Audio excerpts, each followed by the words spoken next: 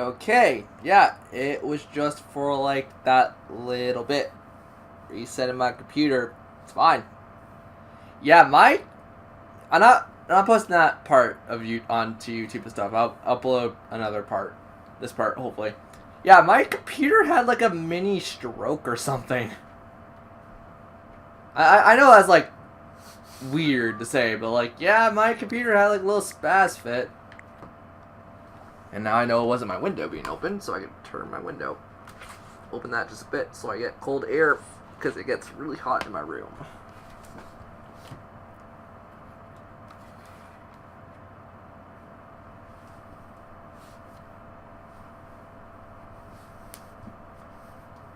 Now I just think what I want to do tonight.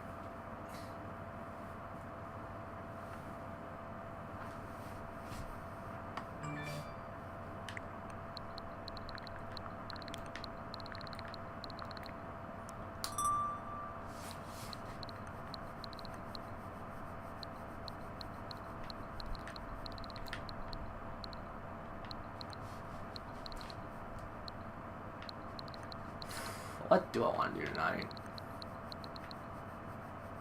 I got no preferences. Actually, you know what? I haven't tried randoms on Mario Kart yet. Let's see how bad I am with randoms.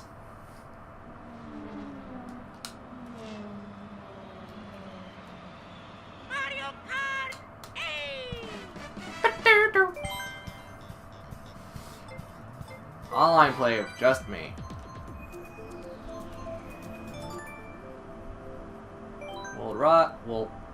Worldwide. Holy cow, I can't talk. And let's use my favorite character, Rosalina. Let's go!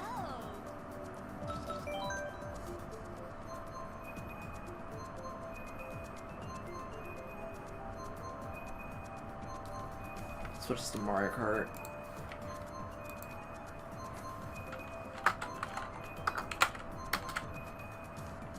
Mario Kart 8.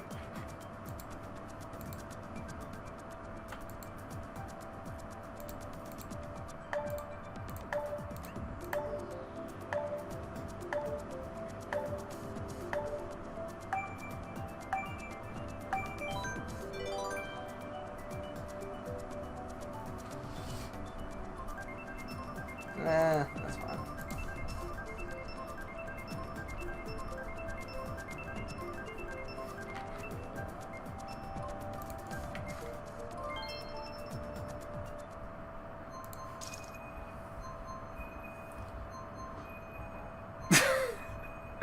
I'm the only Canadian.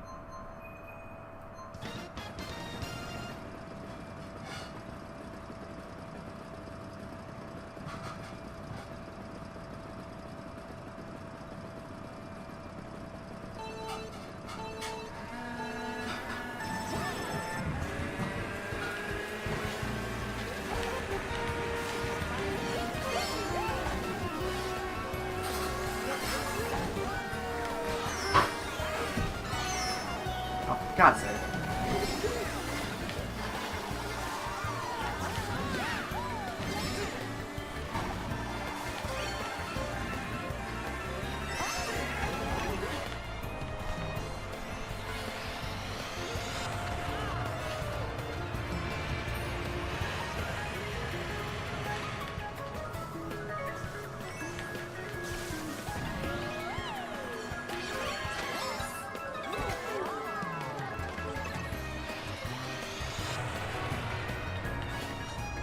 Oh.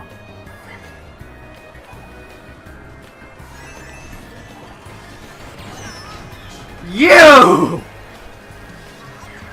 Yo, don't. Come on.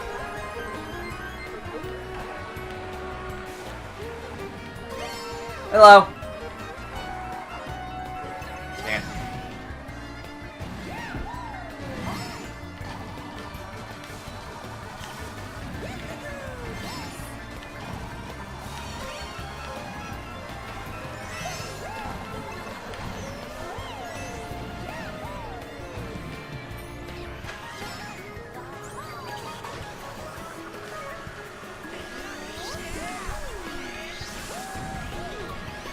Get out of here!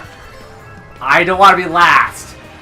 As long as I rank something other than last, I'm okay. Crap.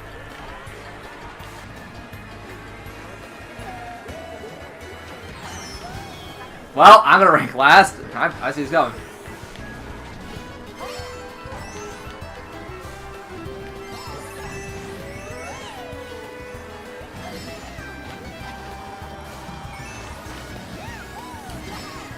Here.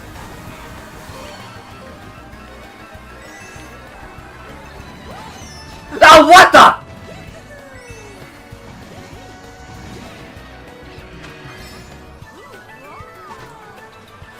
I know it's easier and faster, but like, here's the thing: I haven't played online much, so I'm like, what's the harm in doing it online, right? Like, I'm not that bad. I don't think I'm that bad at Mario Kart, so I'm thinking, oh, Mario Kart will be fun.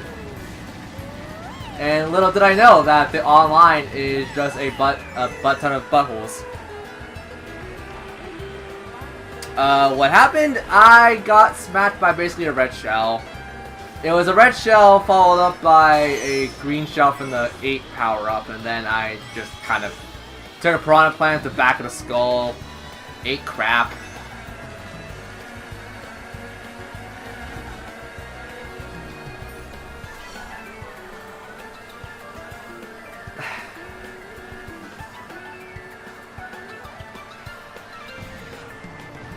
Good for you.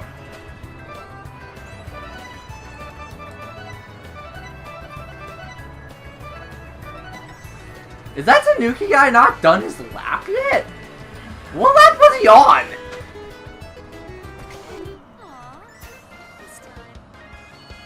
Hey, I didn't lose points! That's all I cared for is losing points. As long as I don't lose points, I'm happy. Oh, I am so screwed. Yeah, screw it. Rainbow Road, mother effer. I need to find friends that would want to play with me. Also, I love how it's the actual me, and not like my... Well, my online account is just bothers from Animal Crossing, so it makes sense.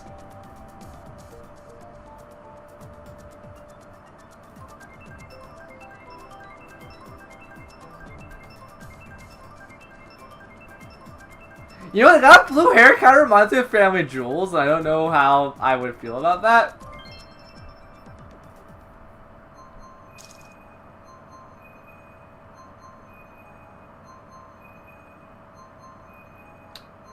This is Mario Kart Deluxe. Mario Kart 8 Deluxe. Mario Kart 8 Deluxe. I can talk.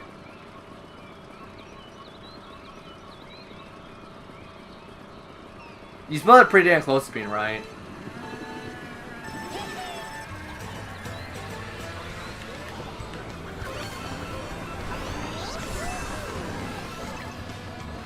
Yeah, no, I'm keeping this.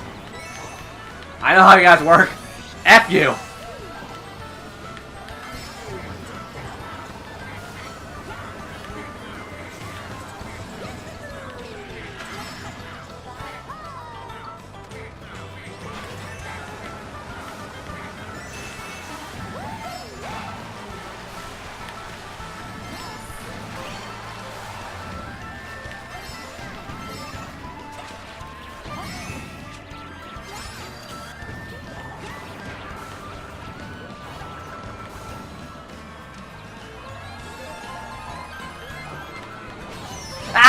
Fudge! Oh my god. Oh my god!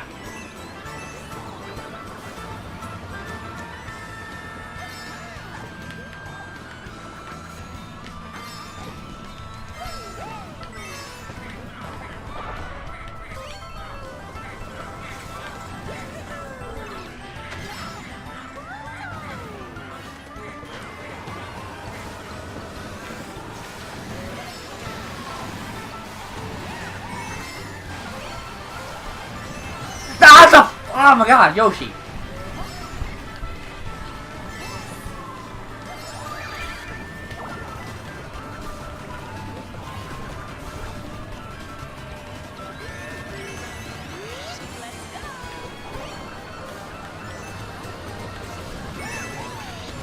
Oh my god, Bowser, you stay the hell away from me.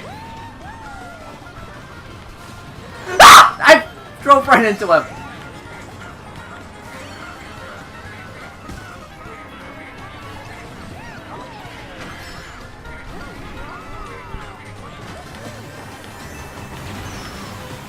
You know what? All of you eat crap! I am not having it right now.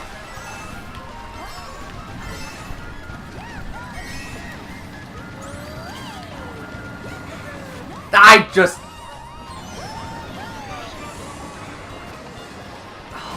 Oh my god, oh my god, oh my god.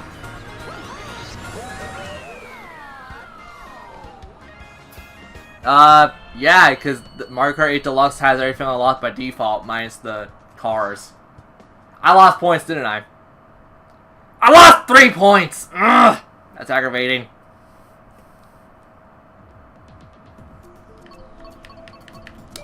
No, I don't want Mario Stadium! Oh, I won the 64 one. Oh, I'm dumb.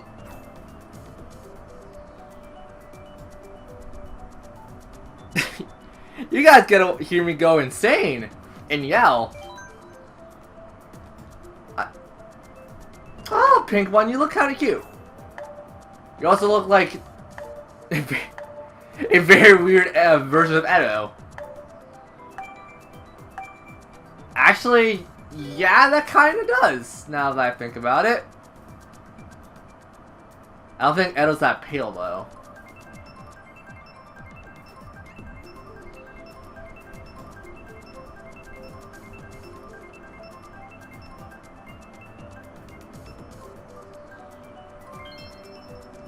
Oh!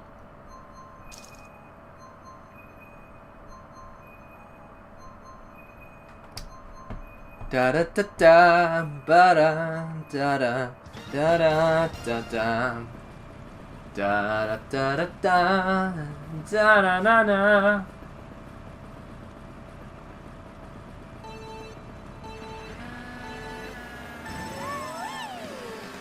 No, Yoji, the fuck over here.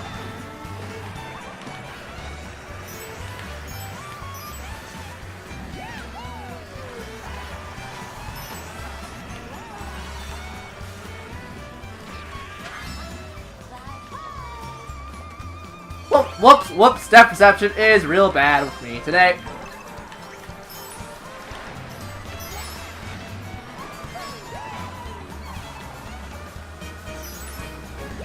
Take the inside, don't take the outside. No, Mr. Rossetti, no!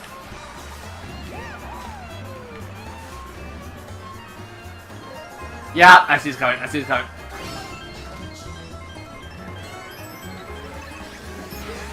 Oh! Freaking hell.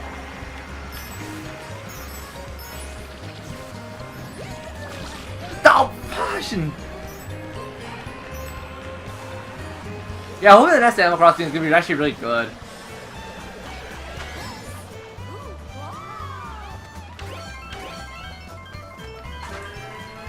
I mean, they're always good, I just want to... I would like to know, like, what it's going to look like at the very least. Nope. Nope. No, no, no, no, no, no, no, no, no, no. I am being homicidal maniac right now.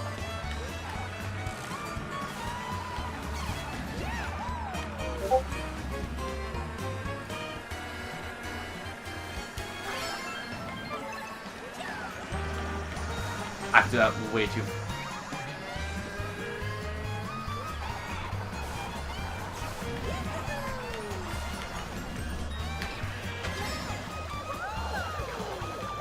Yes, please.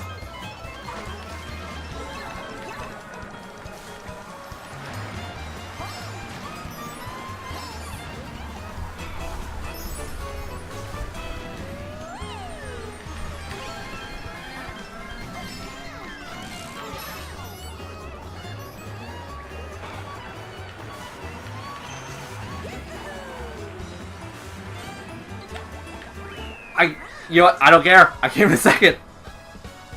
That's pretty damn good knowing my standards.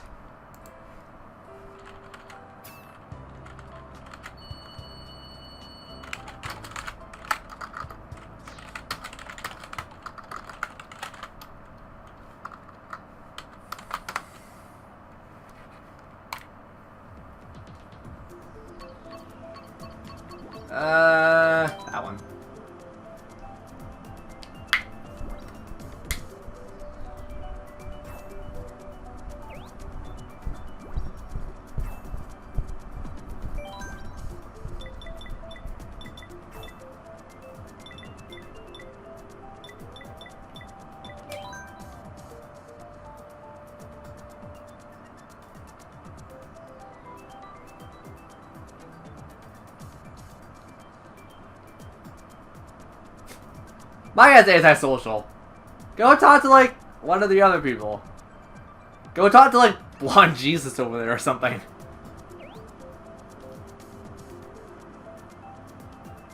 I wanted to say good luck to you too, but apparently I can't.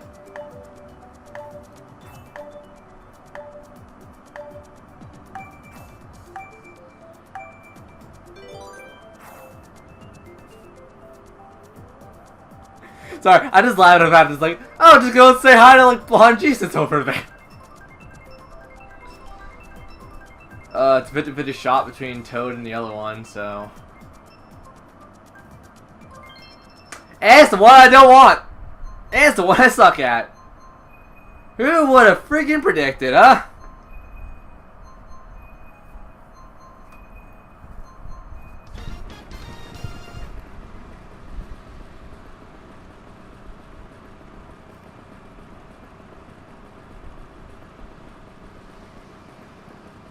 Bing! Bing! Bing! Bing! Oh crap.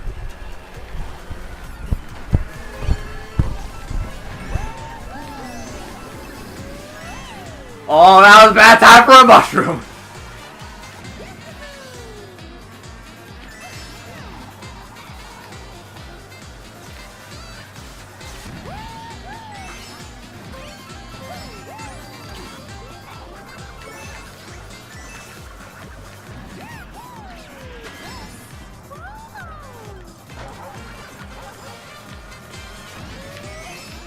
No!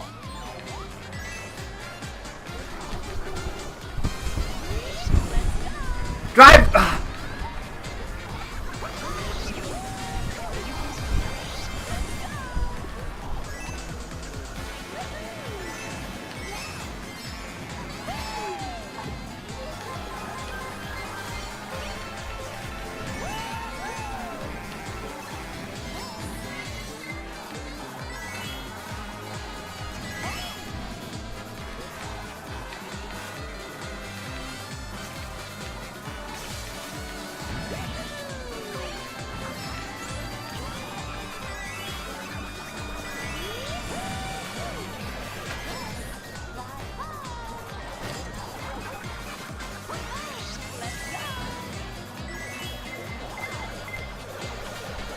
Just grab it.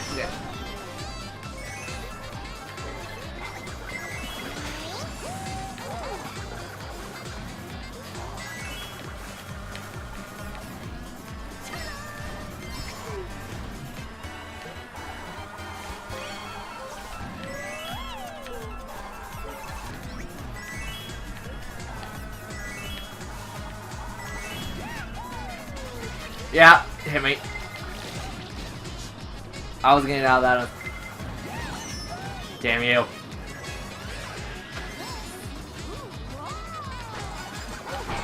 Ah, you! Mother freaking chomp!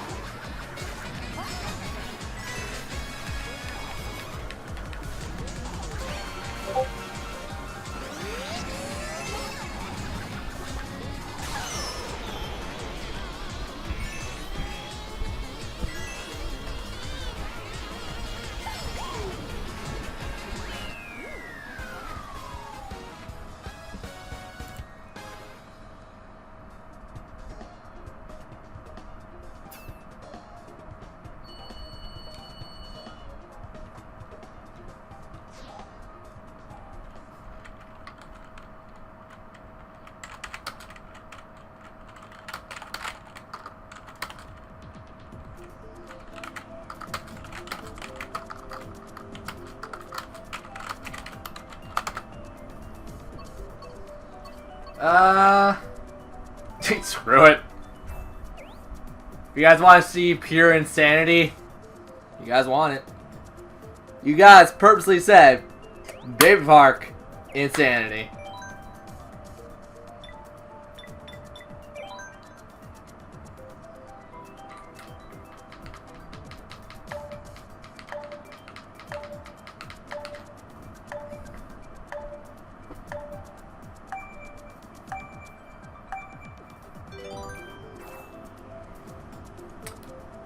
Let's go!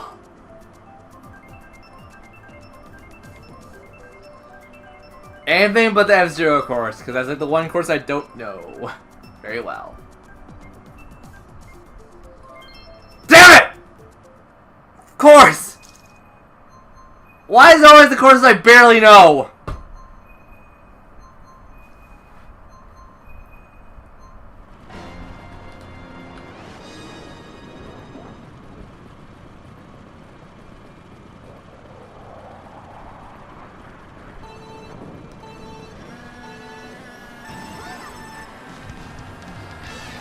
Ta-da! Dude, oh my god, I did not drift properly.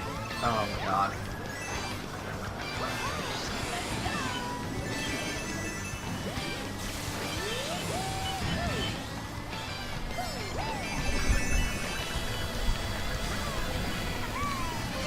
Sweet baby Christ God.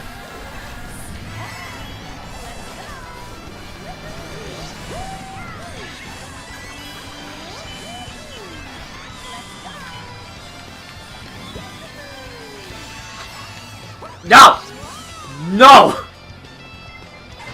Oh, hell.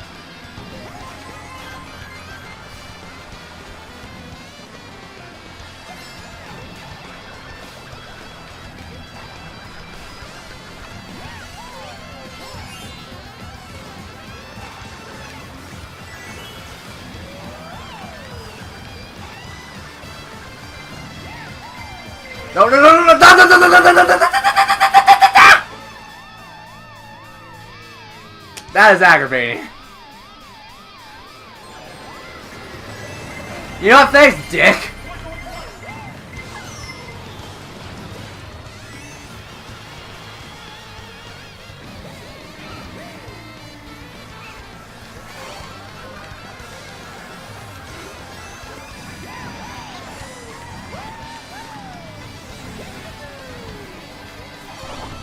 No, you ass.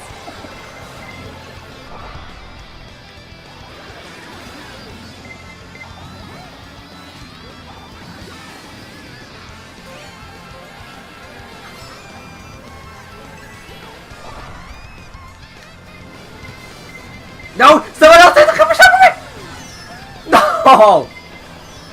Guys, I got like no coins!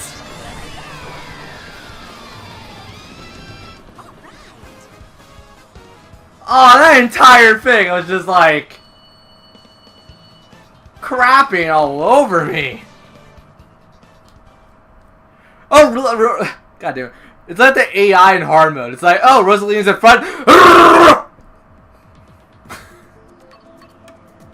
There's like no better way to describe that besides that.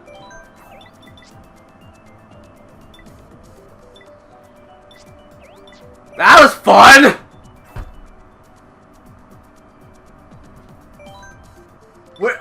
Where's I hate you?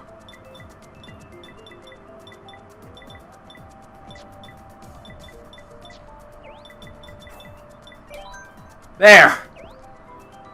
That's the closest thing to like, I hate you.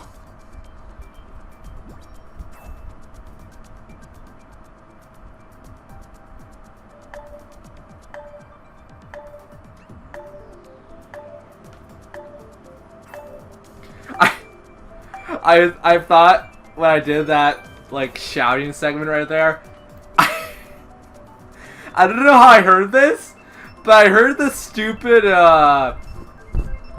JoJo's Bizarre Adventure like I heard the quote in my head. I like did I just do a freaking JoJo's Bizarre Adventure quote by accident?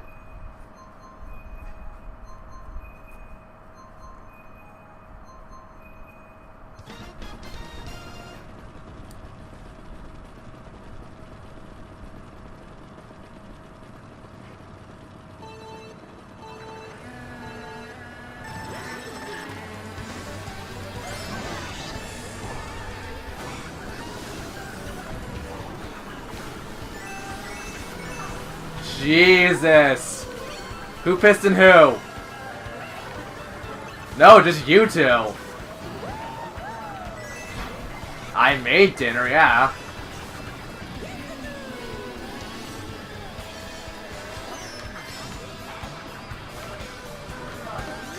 I said I made it. I didn't have it yet. And don't touch the pasta or the vegetables with mine.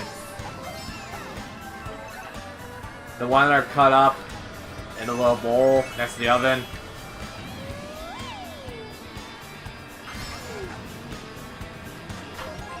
I put like a bloody cucumber, tomato, and everything else is in there. Like I could have it? You're forgetting my diet, Dad.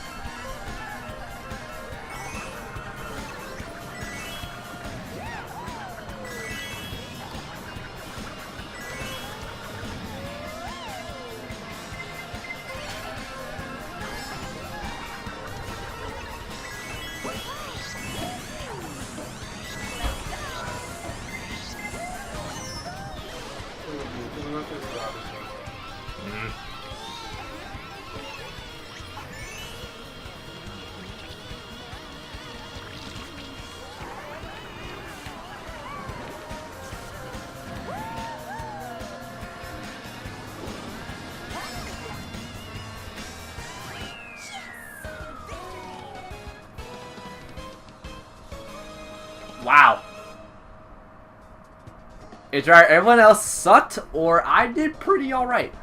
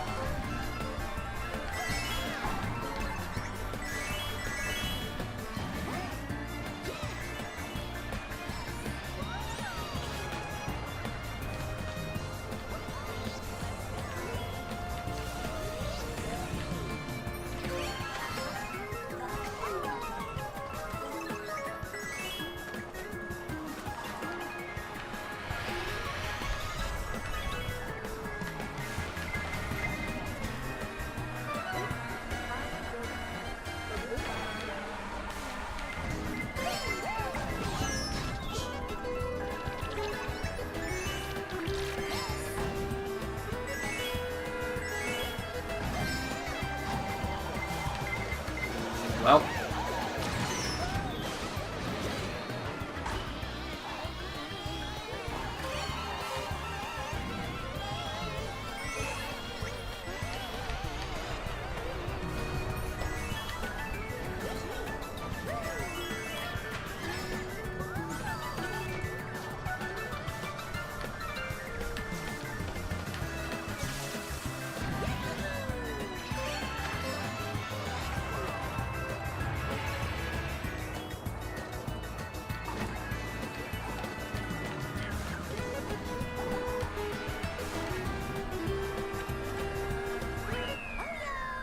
What?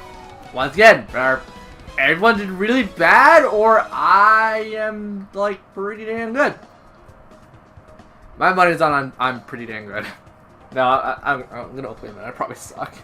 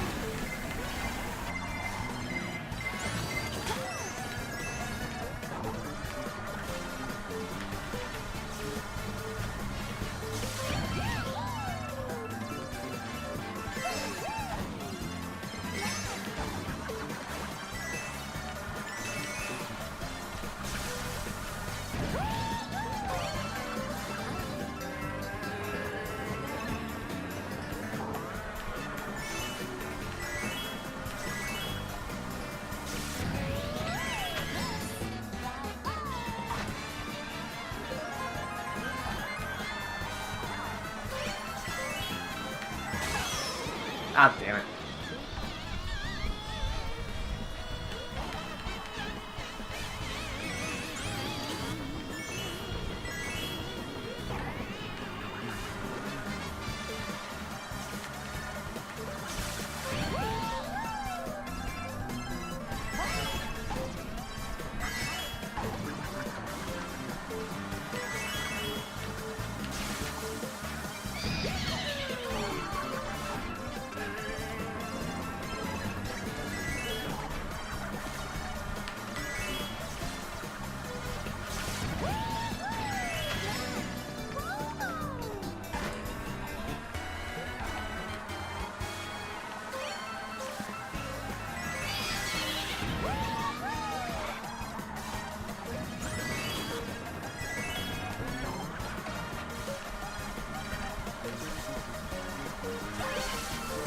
Whoops! That's not what I wanted to do.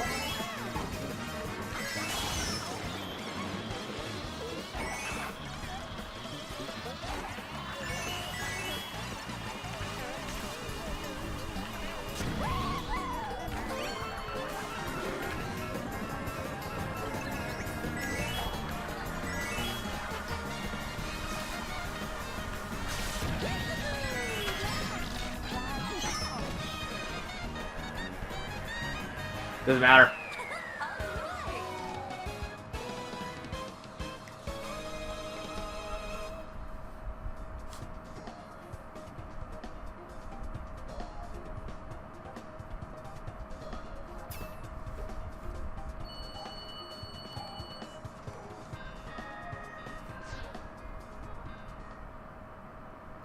What is going on with people playing Mario Kart?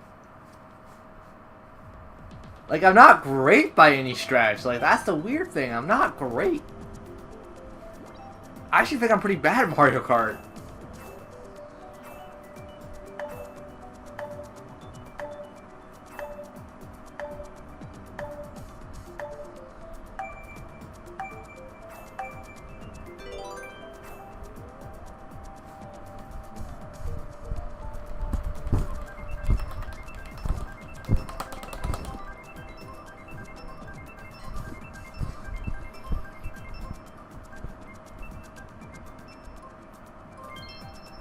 Great water park.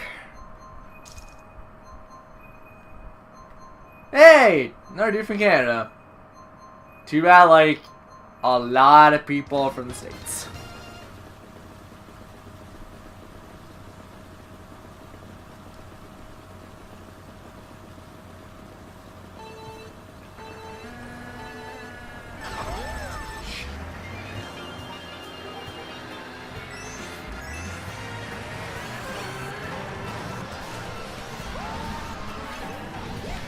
Oh my god.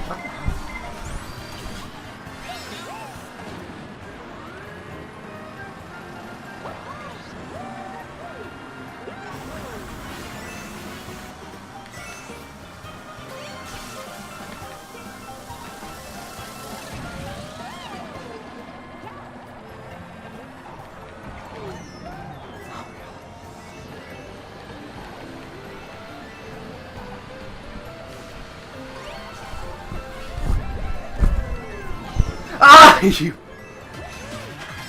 B word.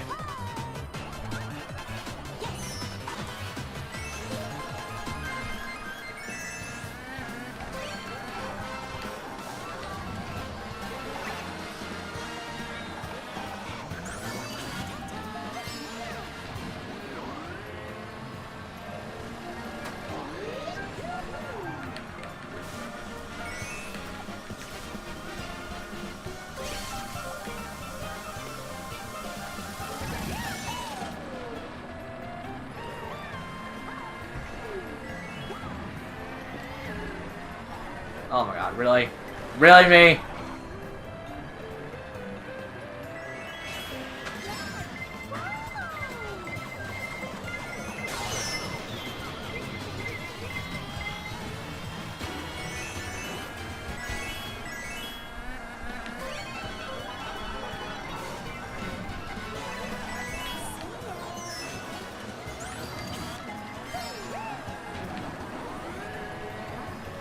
There, got one.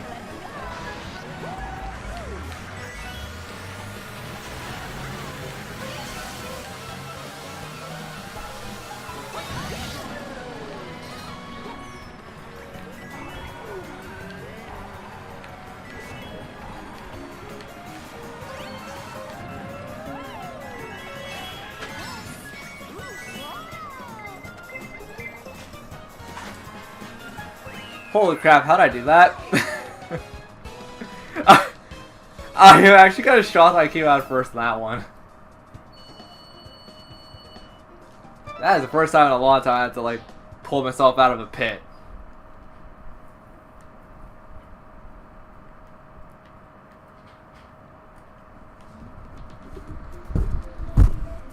Yeah, random. What's...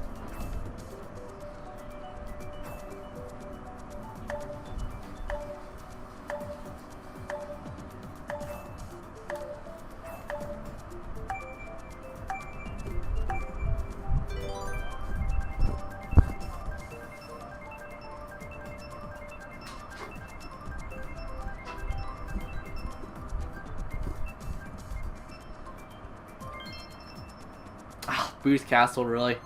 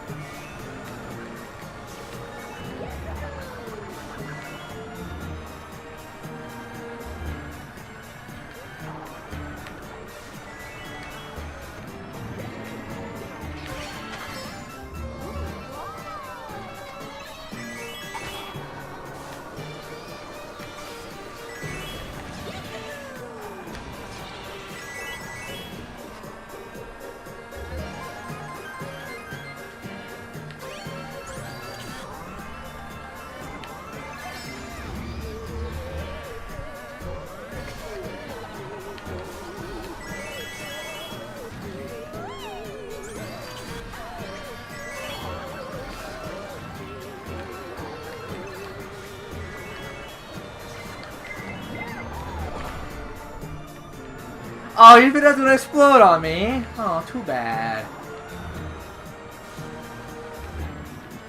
Yeah, let's see how I got myself.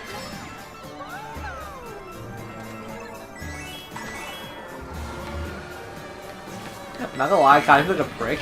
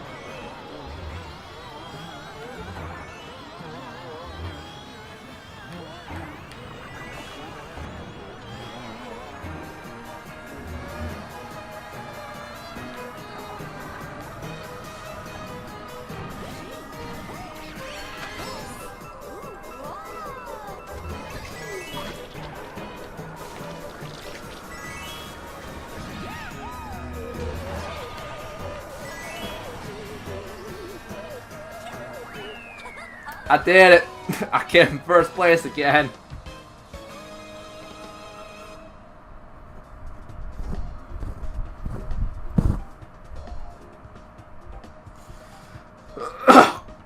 Oh, sorry.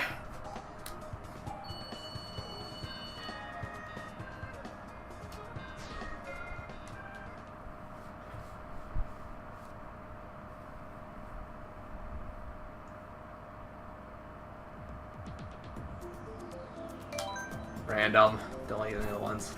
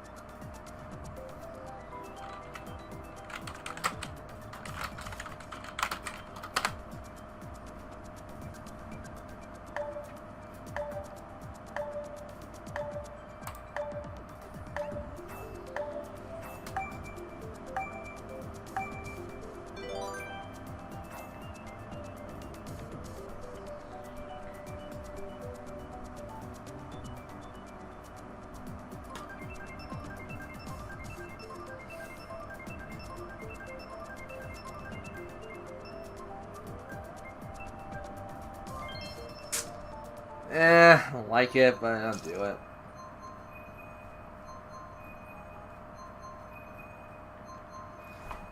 Oh, we got a player from Mexico. Holy cow, that's a interesting thing.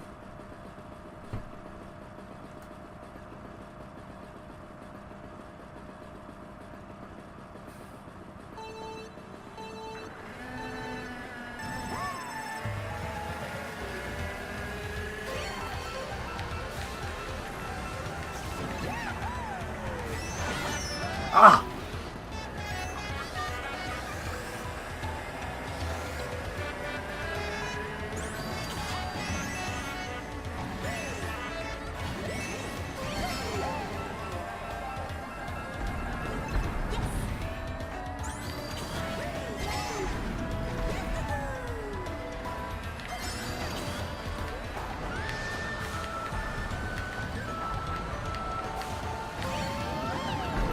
Oh, no, god damn it.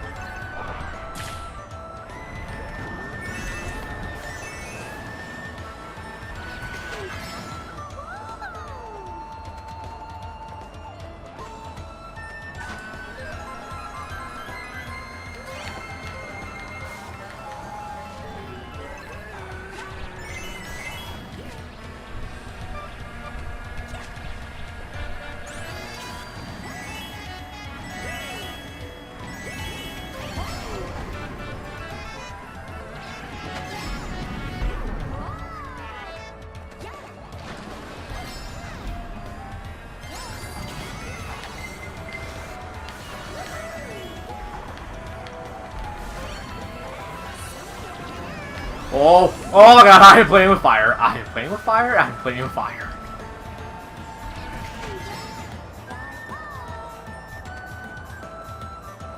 You know what? No. Better take it easy.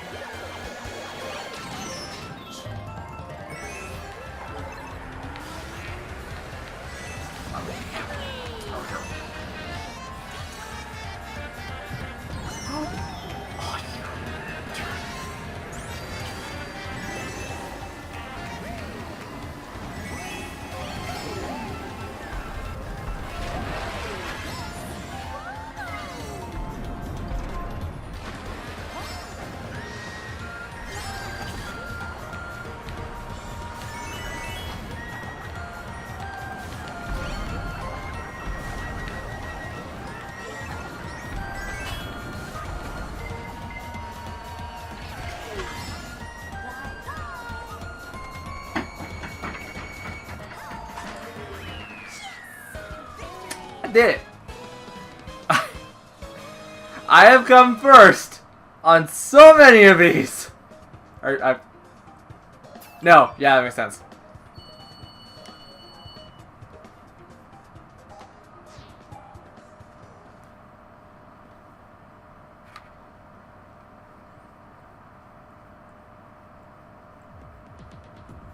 I don't like any of these.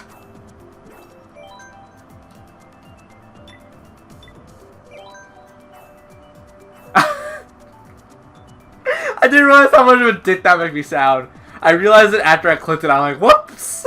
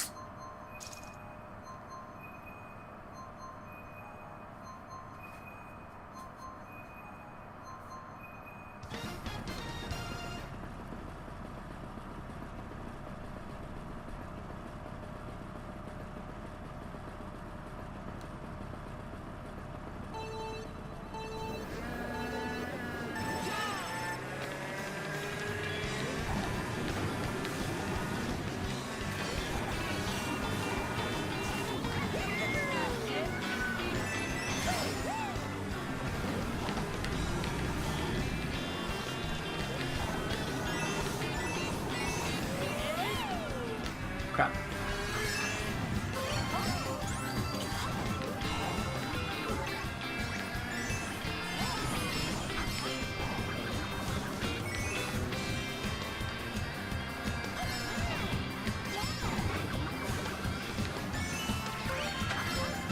Oh, nope. Yep.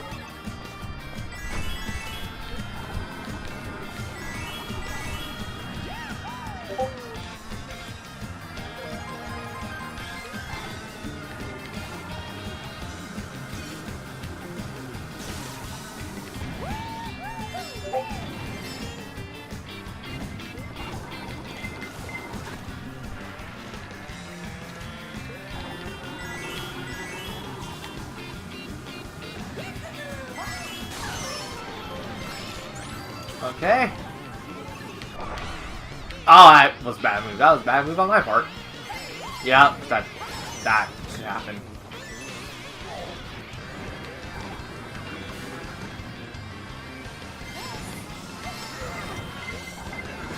Ugh, what the hell?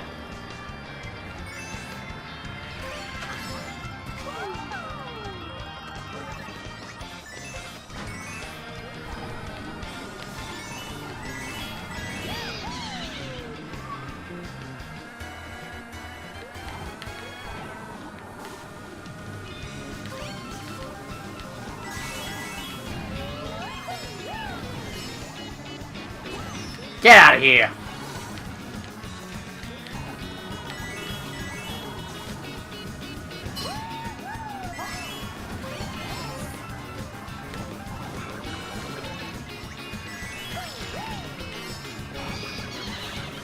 Damn you boo.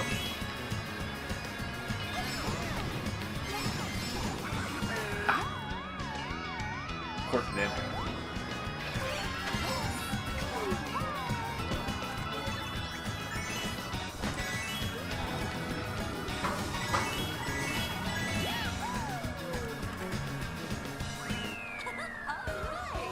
How? How does every time I do this, I come out first?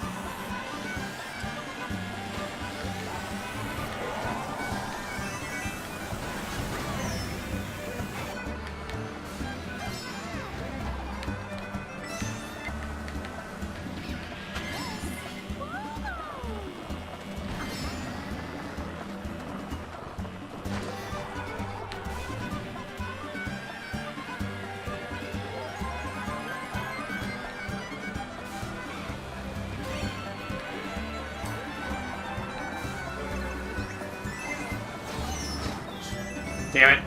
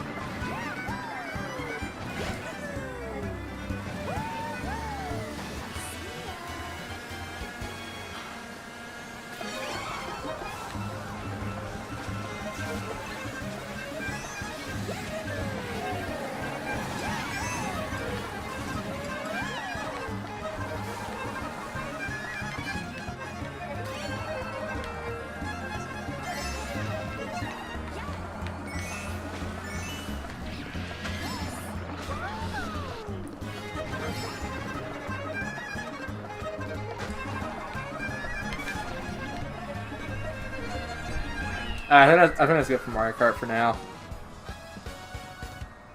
You know, it's like a full hour of this.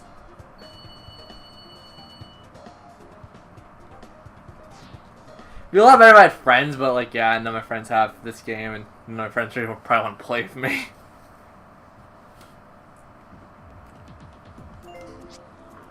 Yeah, I'm cool leaving it.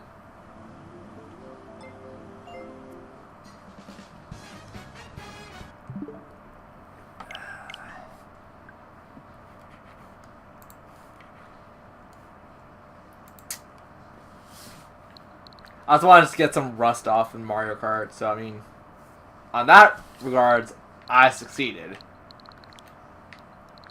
It's just now, what do I want to do? What do I want to do mostly?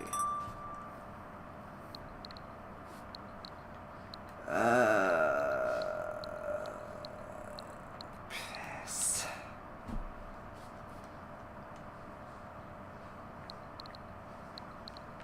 I don't really have any wants to play anything. I could do...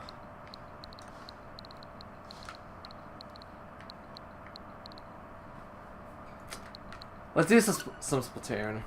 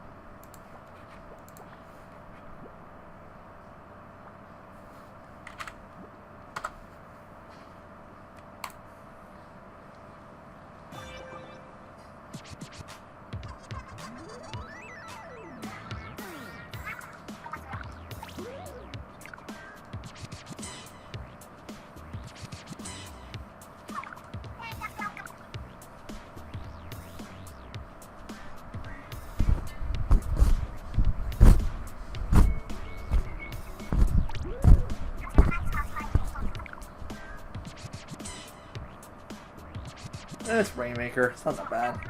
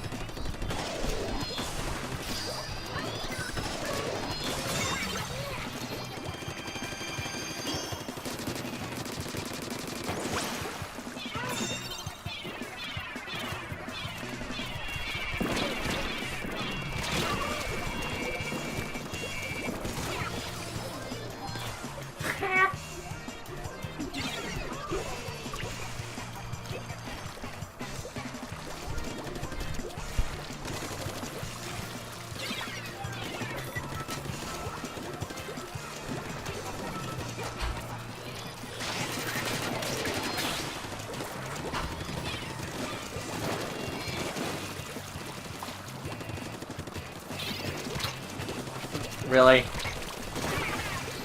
Are you freaking serious right now?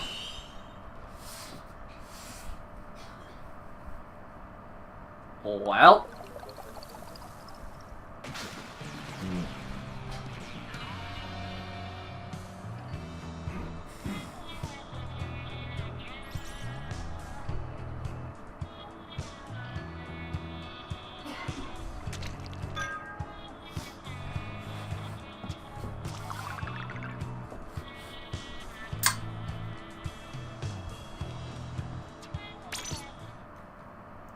I thought we're supposed to be good.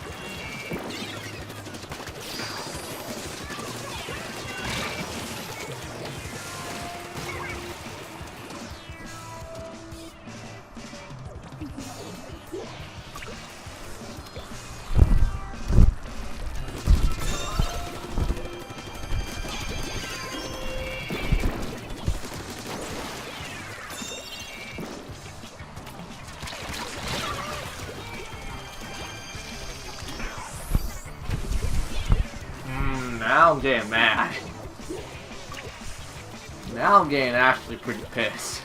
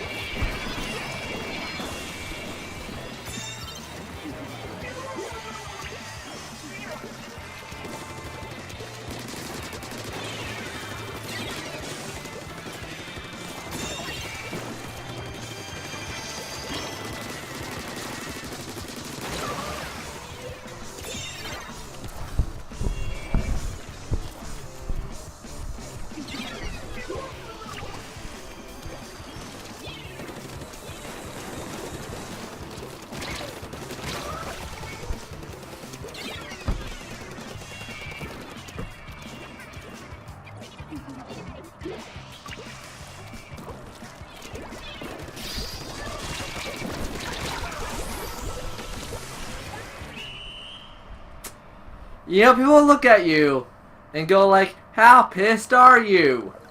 And guess what? Over the damn sun.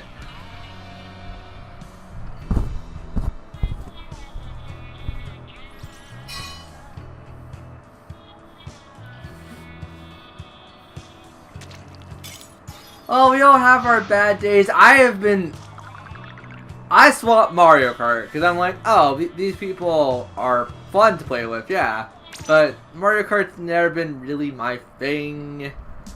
And Splatoon was kind of my thing, so I'm like, oh, I'll jump into Splatoon, a game that I know and like a lot. I still like it. It's not changed my opinions on people sucking.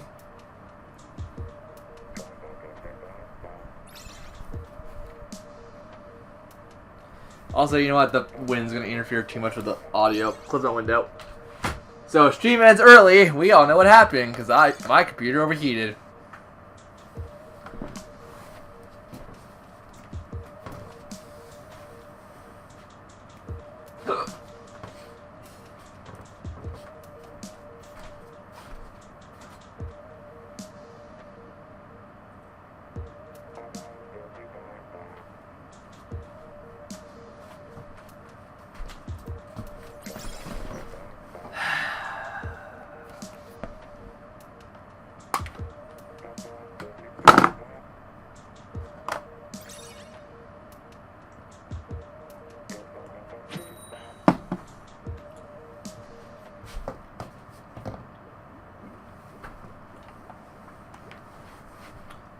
I swear, next time I have friends that are online, I'll be like, Mario Kart now. Therapy session.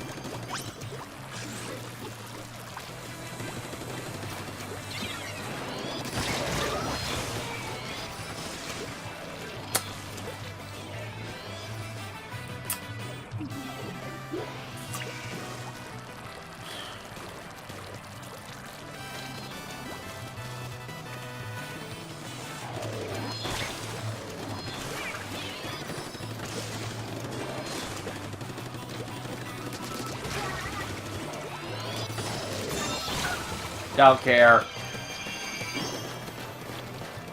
I mean, at this point, I'm just ready for failure.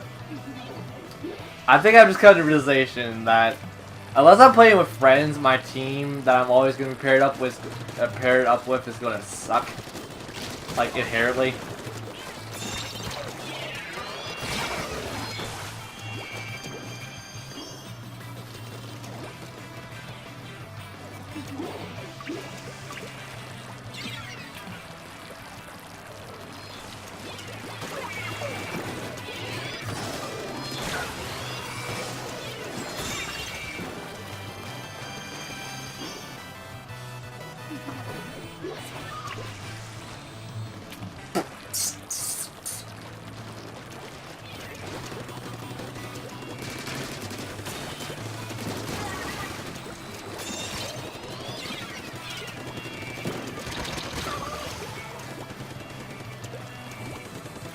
I probably should have stuck with Mario Kart tonight. I probably should have just been like, oh, I'm gonna play Mario Kart, but then that's boring for me, and I don't like being bored.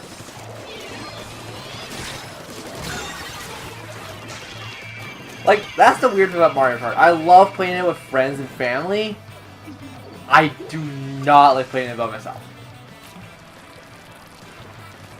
And if there's a way I can team up with my online buddies and like have Discord going and stuff, but still play with a bunch of random people, I would love that. But I don't think that's an option.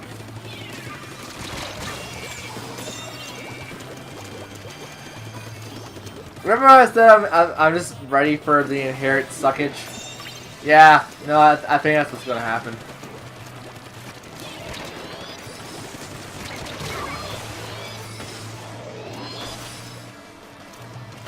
Got him!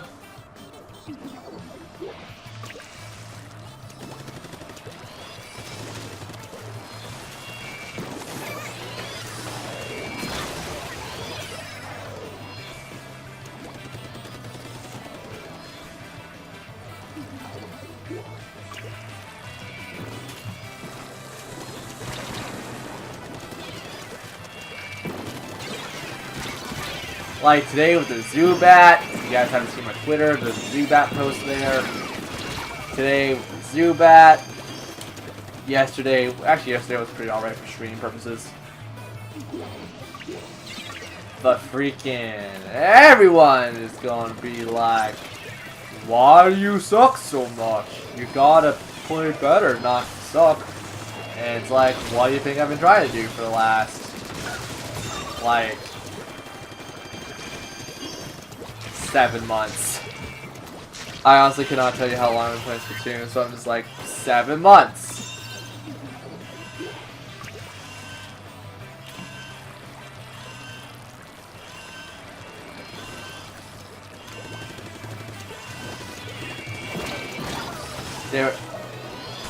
Yo, when did Pokemon come out? The Pokemon Let's Go Eevee and Pikachu and stuff? Because basically I beat that game and came right back to Splatoon, so... 4 months, I want to say? 5 months? I think it's 5 months. So, Sword and Shield, please be longer than the Kanto region. Because the Kanto region was short. It was very short. And considering what we saw of Galar? I think that's right. What we saw of Galar, it's gonna be a much bigger game! Yay! It's definitely no freaking Xenoblade, but still pretty good. Then again, I don't want a Pokemon game being like Xenoblade. Because Xenoblade and like Breath of the Wild, it'd be like, nope, that's a little too much for me. That's a little too much for Pokemon.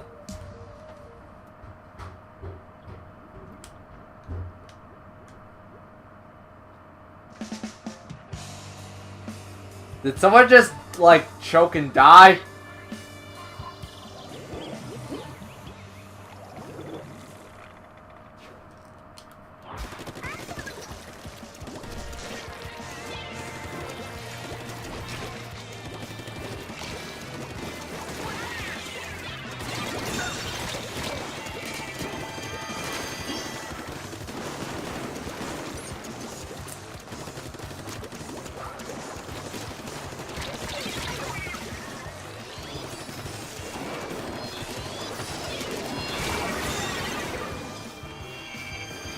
You know, hell, even if they did the Pokemon Gen 4 remake and stuff, that would still be a lot longer than Kanto.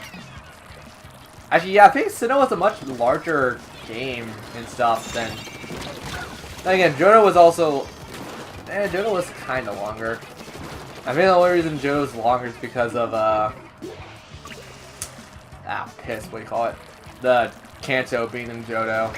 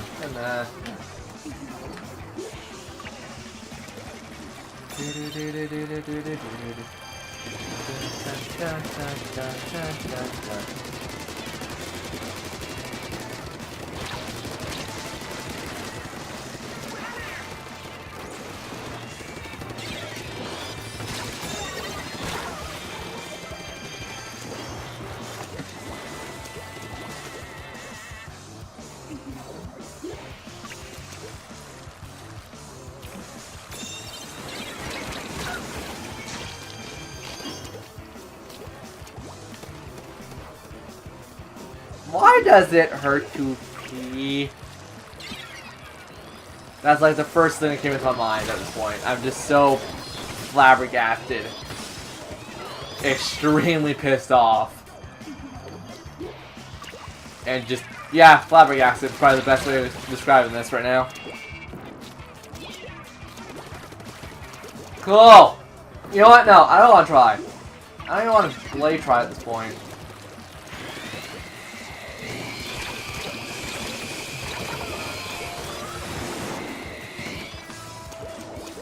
Just get the slam dunk. You are taunting us.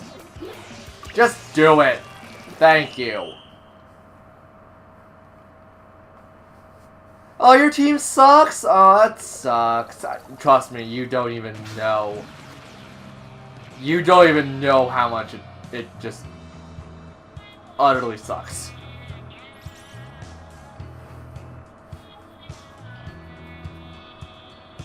I was gonna say something super sexist, and I'm like, nope. maybe on another day, but not tonight.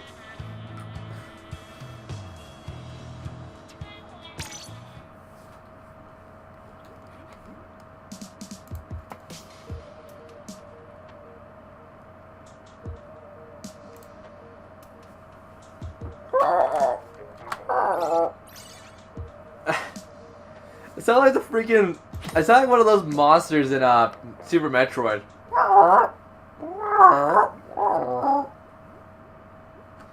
Friggin', I'm part Chozo apparently.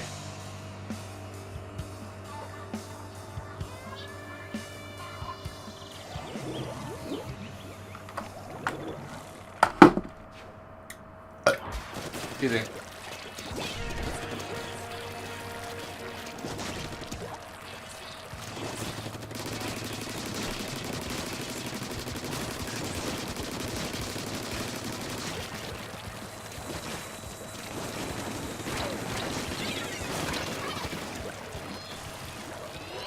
Or was that Crocomire that did that? I can't remember. Quickly, I must call my people.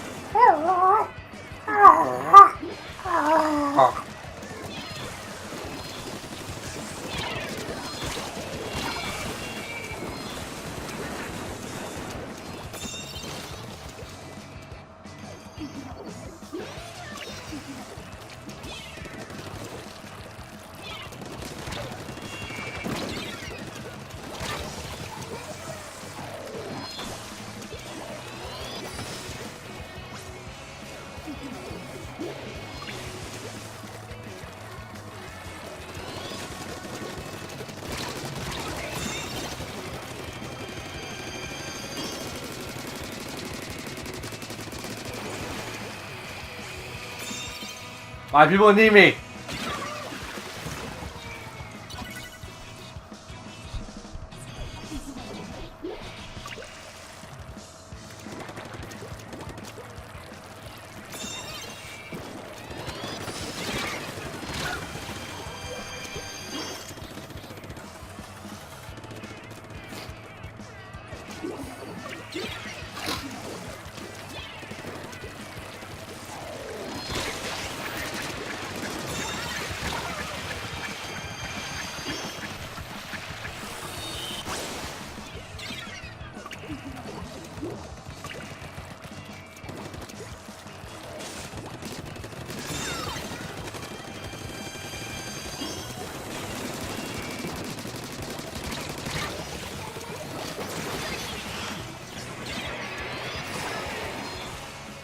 Well, I mean, I wasn't wrong. My people didn't need me. Because all the Chosas died. That was the entire point of Samus having the Varia suit. Because her people died. The very strange bird people that raised a human.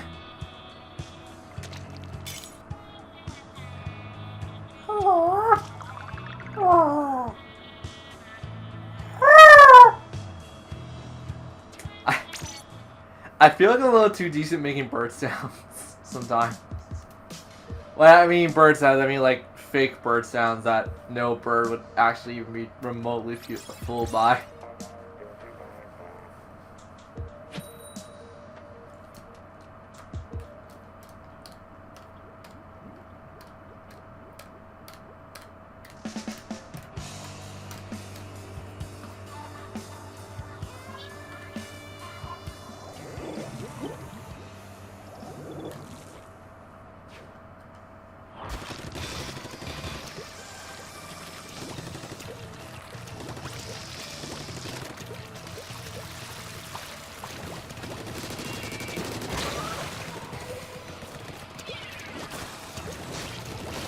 I swear, if I'm going to have another problem with this, I'm going to just do it again.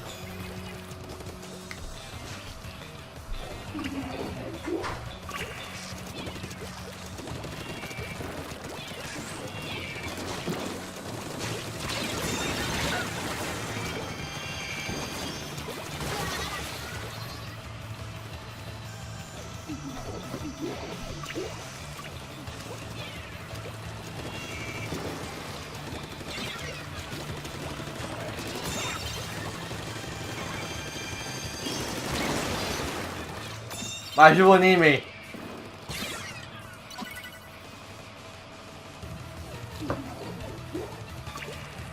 Why can't I die?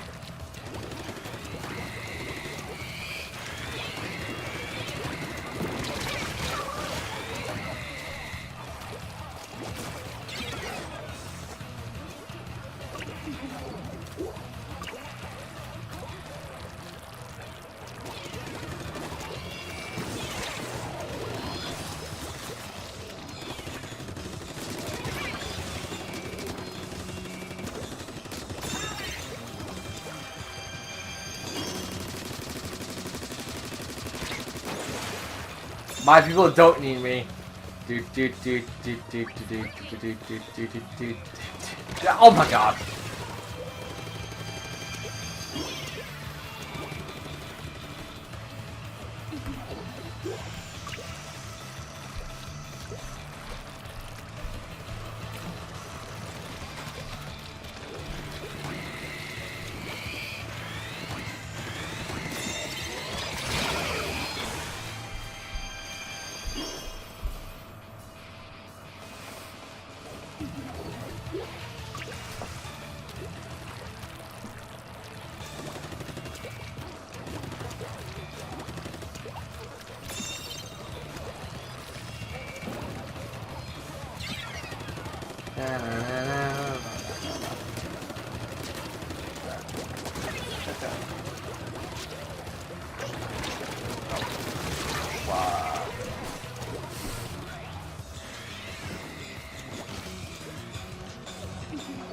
Take the rain and make... Someone's over there, right?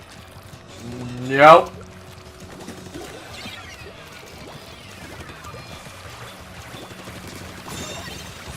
Didn't give a crap.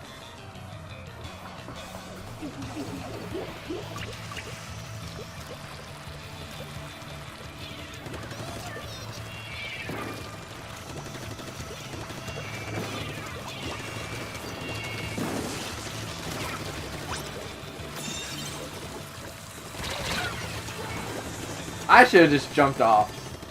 I should have just taken the plummet right down the hell.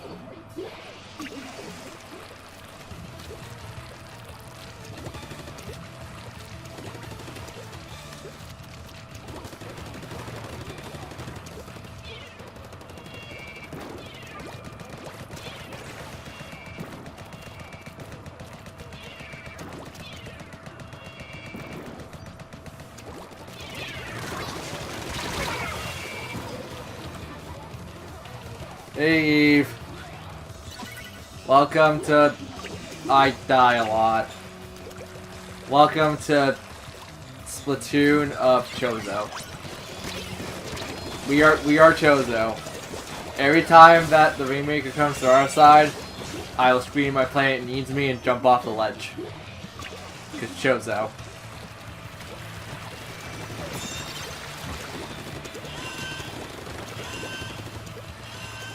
You also missed a pretty cool Mario Kart segment I did. I wish I had friends that owned Mario Kart. I also wish people played Mario Kart.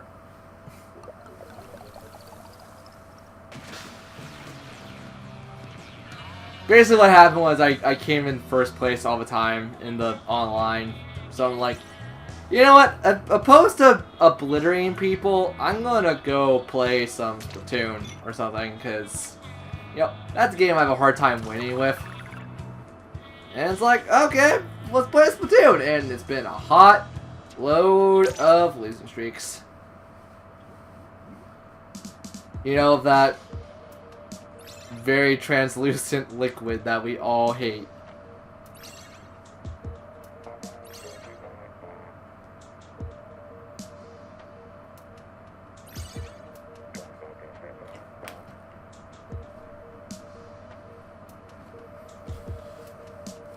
And hey, I was thinking, you know what? This is on my list of tonight. Let's play some Splatoon and wait until someone comes in. And it's like, oh, I like to see game number X or game X or whatever. And it's like, okay, cool. We'll switch to that game. But no, I know people and how much people love to watch people suffer. So I know people are gonna go like Splatoon all the way. I'm like, okay. I mean, it's not as bad as I think. It's not as bad as I think it is. It's just sucks when I'm paired with a crappy team all the time. At least I gotta wash all that sadness away tomorrow with Monster Hunter. And then after that, I get Yoshi's Crafted World, because Amazon has pretty much confirmed that it's gonna be at my door on Thursday. Tuesday, god damn it.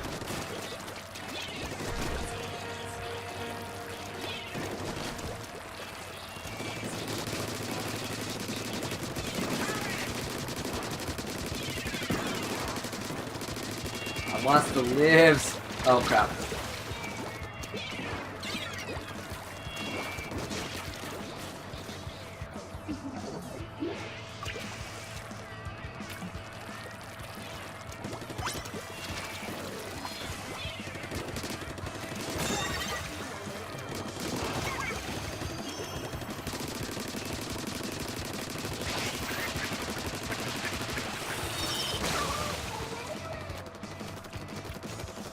Alola, friend.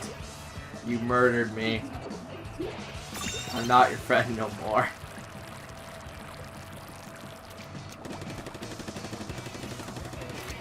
Oh yeah, did you see the tweet that I made about Zubat and how dumb my luck is? And how it's like non-existent and it's non-existent?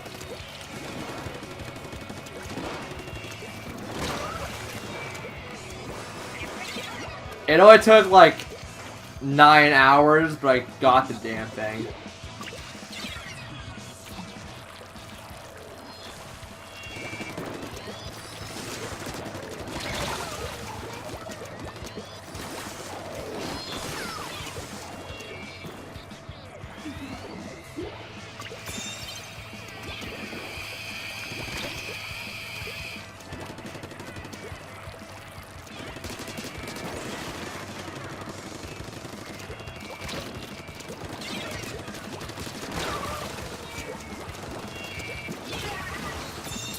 Okay, never mind. I think I'm the one playing like trash.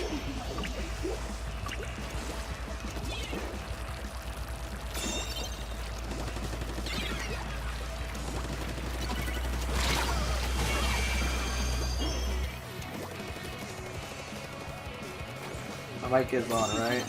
Yep, on.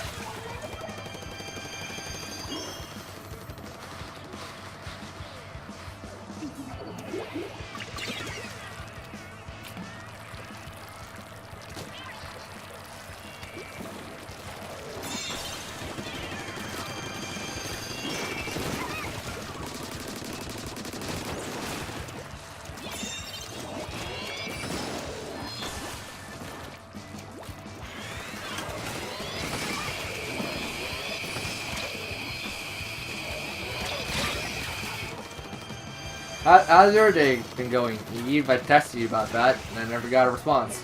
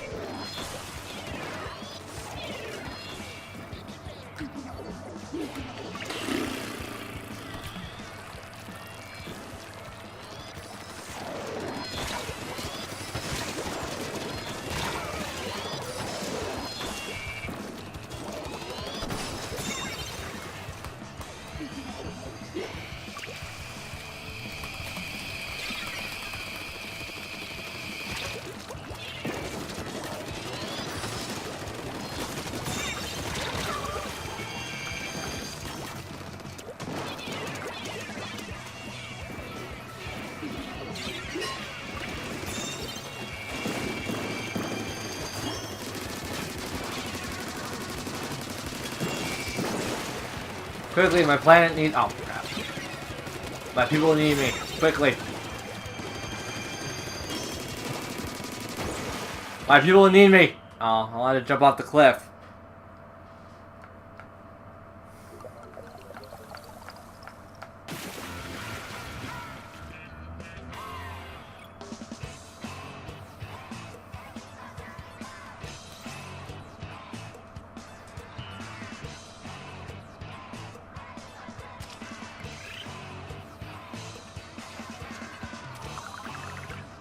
Ugh.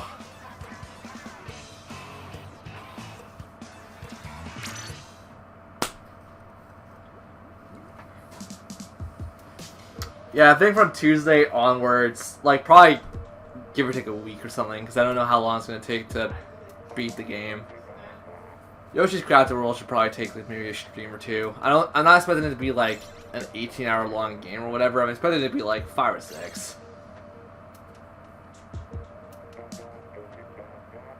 I'm expecting that. I would prefer it to be like an 18-hour long game. Actually, we could go for 100%. That could also drag it out a lot longer.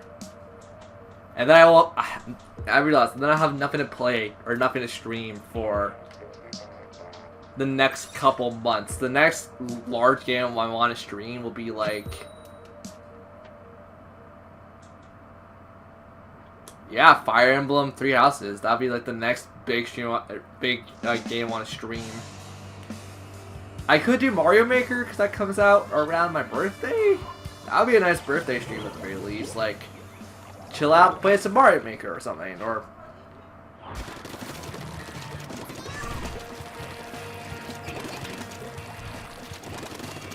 Yeah, it depends on what's going down. I would like to get the Phoenix Wright series on stream just for sake of variety.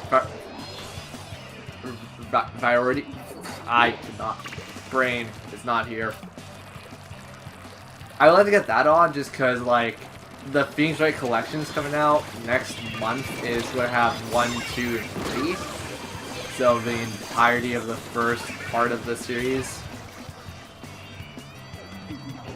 That'd be nice to go through because I also haven't played the game since, like, I had it on my Wii. And how long has it been since it's been on the Wii? It's been a while. So yeah, that'd be kind of fun. I haven't played it in a while. I've seen Let's Plays of it, but I've only seen the most recent games, like not from Apollo Justice onward. So Spirit of Justice. Oh Jesus, what else? Spirit of Justice.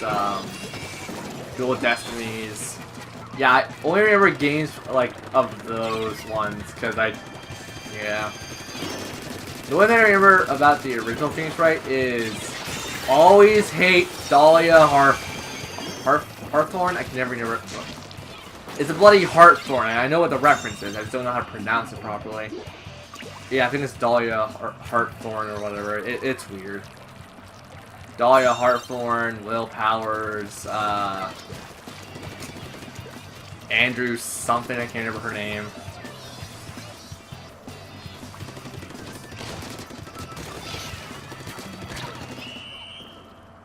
Wendy Oldbag. Brain, you've played Phoenix Wright a lot, you should remember this, and also seen Phoenix Wright stuff, you should remember this. Maya Faye, Mia Faye, Pearls.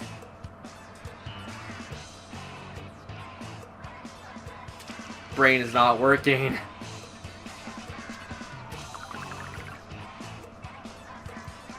Morgan Faye, Lana Hart.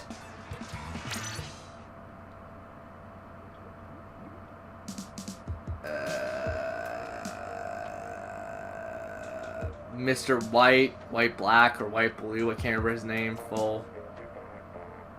Edgeworth.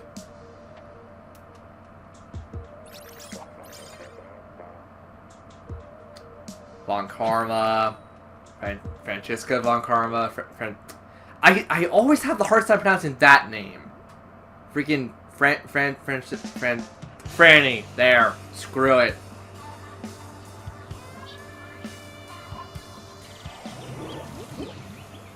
Hell, my mom's Polish. She'll probably have a better pronunciation than I do with that. I was just thinking about Phoenix Wright and all the characters I can remember.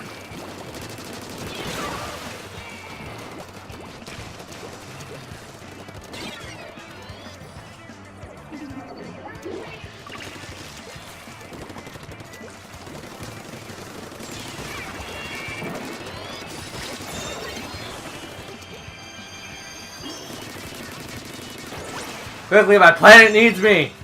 Or my people need me. It's my people need me, because I made a reference to Chozos. And the Chozo race is dead.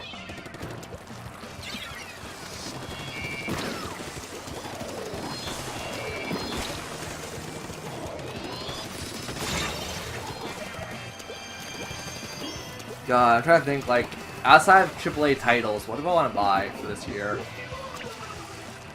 I would like Phoenix Wright. I'm not gonna lie, I would actually like that game just to play through it again. Probably not do multiple play sessions of it, minus the LP I want to do of that series, but yeah. I suck. Also hiccups. I wouldn't mind doing a Let's Play of that series. I would like Chocobo's Mystery Dungeon to be in my possession sometime in the future, just because that game would actually be very good stream-wise. It's very long, it's pretty decent. Chocobo's Mystery Dungeon would be a great stream game. Phoenix Wright would be a great stream game. What else is there?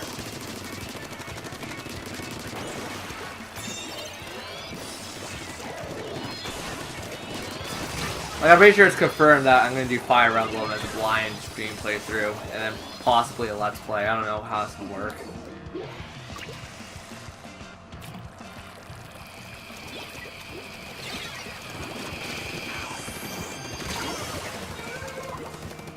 And I've been kind of rewatching analysis videos of Fire Emblem Three Houses. I don't know which house I want to pick to support.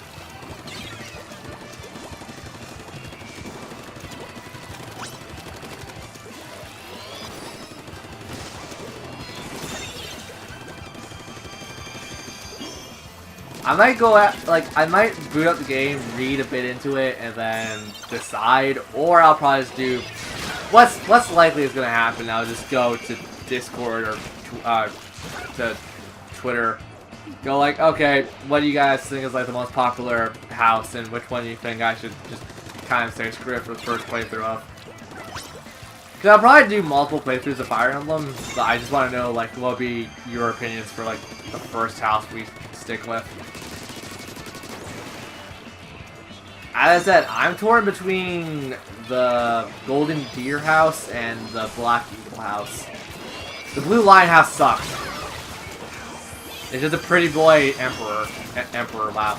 Pretty boy prince.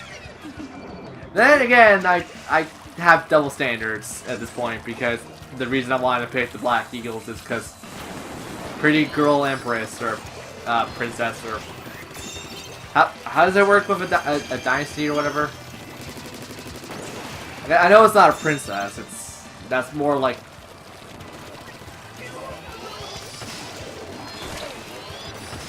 the douche. No, it's like a douche is, or I pronounced that wrong entirely. That's like the aunt of the. I don't know. I know that's like a lesser rank of king and stuff, but still the same political power of a king or something like that.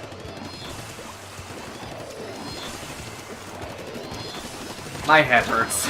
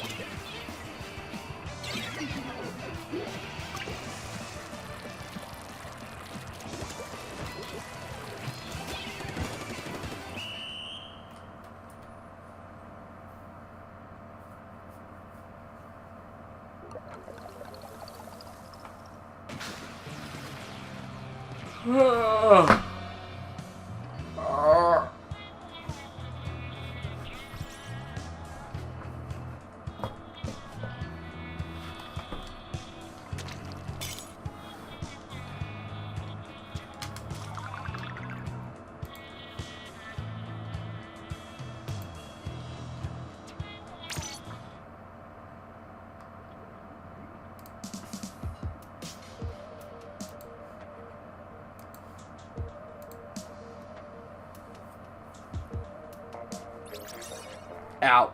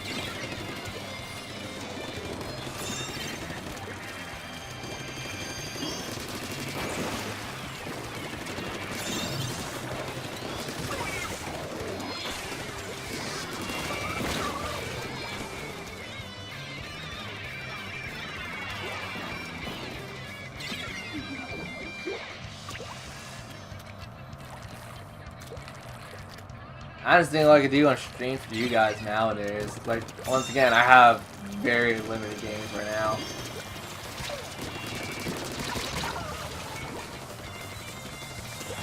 I was thinking about honestly doing the Octopath thing, but I might save that for. Actually, I don't. I know the game a lot better now, but I also kind of want to put a self-inflicted challenge on that game where it's like, you guys in chat get to pick my team for each chapter. So it'll be like, okay, you guys pick which chapter we do, and then you guys make the team. And then for those who don't know the game that well, I'll give you guys like a quick synopsis of like every character and be like, there! You guys can make it a very easy chapter, or you can make it a very bad and hard chapter. You know, put faith where faith is due. I'm always trying to get chat interaction, so like, I'm always trying dumb things like that.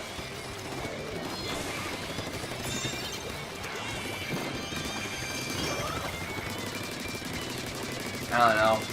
People seem to like it, some people seem to hate it. My people need me!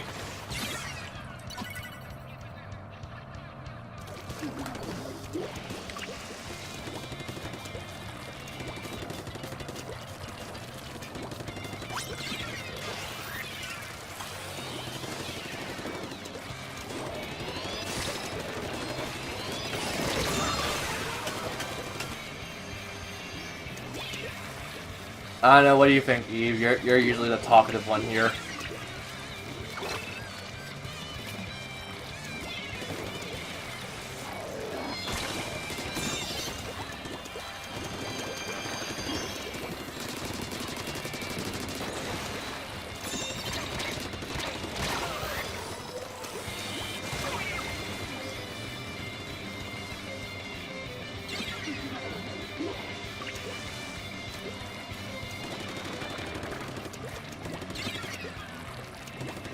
I know. That's why I'm asking. Like, what do you think about the idea of the Octopath challenge run? I guess we'll call it.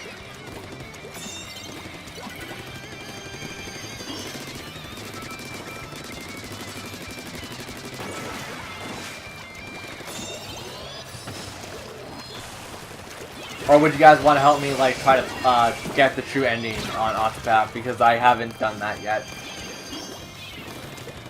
And there's, like, I know it's based off the side quests and how much you do, but I also want to go for all the side quests, and it's like, how many people would actually want me to do that?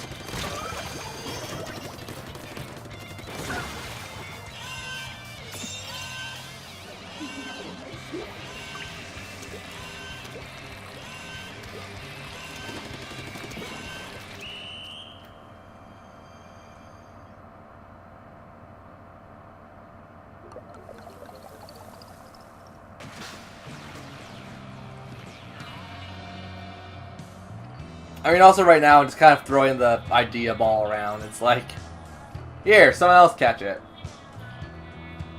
Oh, no one else is here? Fine, I'll play catch with myself. And so I do.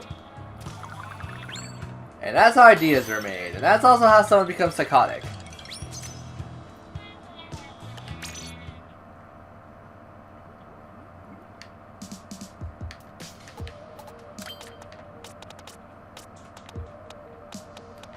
Or at least according to my parents.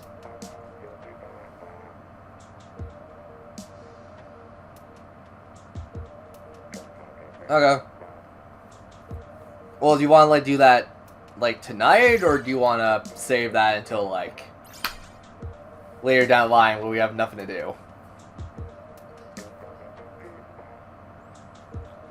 We can also just go back to Tales of Vesperia, because like my burn phase of Tales of Vesperia is pretty much gone at this point. I just wanted to like get the finale done, and then it's like, oh, okay, cool. I can jump back to it whenever I want at this point.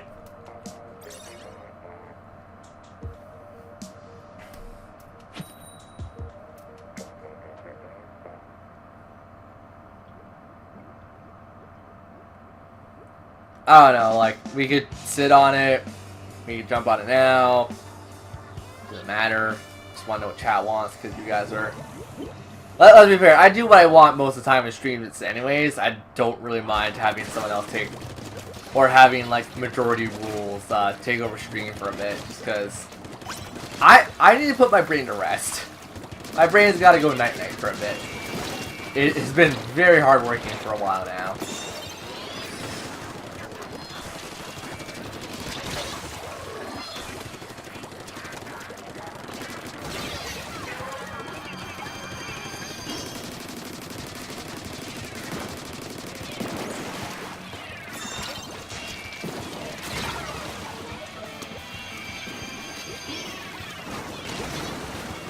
You know, like, that's also why I was trying to find a target audience, too, for my streams. Just because more people talking leads me to talk about more things, but it could also lead to me just, like, going, okay, mental brain could shut off for a bit. I could let chat, like, talk for a bit.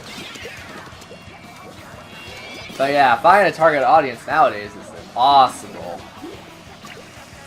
It's like people don't care for smaller people. And those who do are total buttholes. And that's how life has been in general for me too, where it's like, oh, you found a cool person you want to talk to. Guess what? They're a total jerkbag. So, I mean, as sad and depressing as it is, I'm kind of used to it. So it's like, eh. Another day in our blanket, effectively.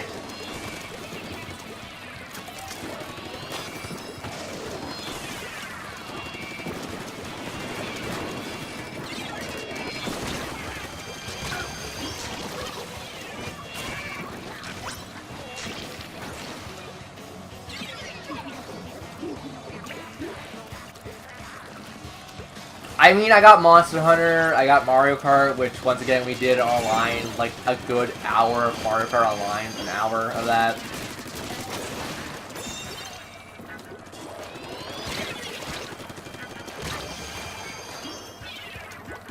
I know not everyone's like that, I'm just saying, like, for me, it's kind of like, I've grown numb to the sensation of trying to impress or try to involve some people.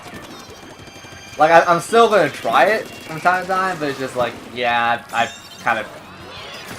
Bad social life, basically.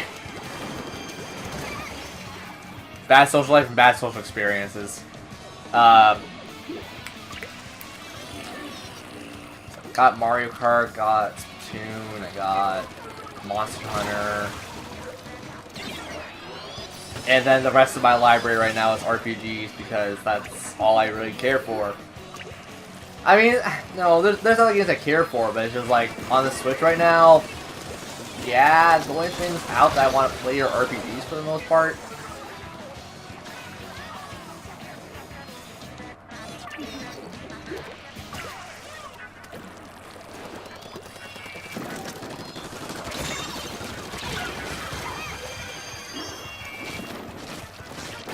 Also, if you saw what that guy texted, or comment on YouTube, you saw what he did. I don't know if I misread or just misinterpreted everything, but I was like, you know what, I see this, I'm like, I kind of need to nip this in the bud.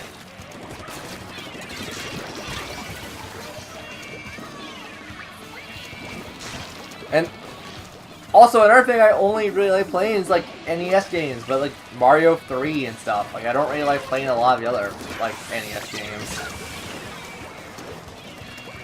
Mario Bros. 3, Mario Bros. 3, Mario Bros. 1. I've never beat Mario Bros. 2. I got pretty close to it. And then like everything else is just like everything I want to play currently is on the Super Nintendo. It's right on the Super Nintendo or N64. If there's N64 capabilities sometime soon for the Switch, I would play the living crap out of that just because Mario 64, Ocarina of Time, Majora's Mask, Pokemon Stadium if they ever had it, Pokemon Puzzle League I never played as a kid. Like, there's still some stuff for the N64 I never played I want to play. But it's just like, there's nothing really out right now that I own.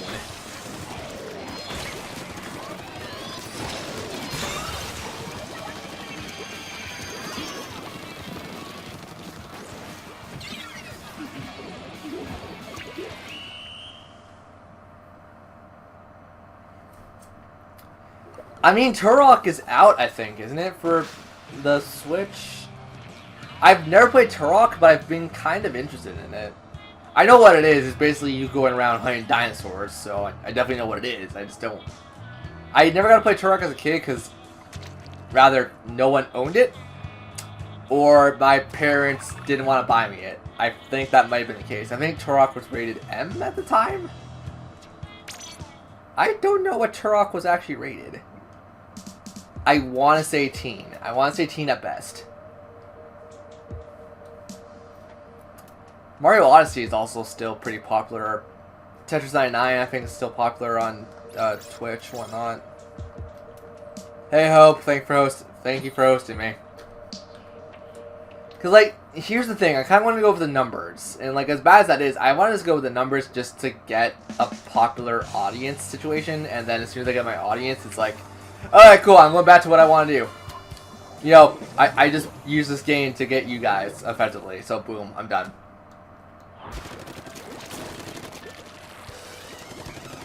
Because, like, as much as I hate games like it, because I don't like the Battle Royale kind of stuff, I would actually just play Apex Legends or whatever, just to get the viewer base, and then as soon as my viewer base is, like, solid enough, leave that game in the dust and play games like this again.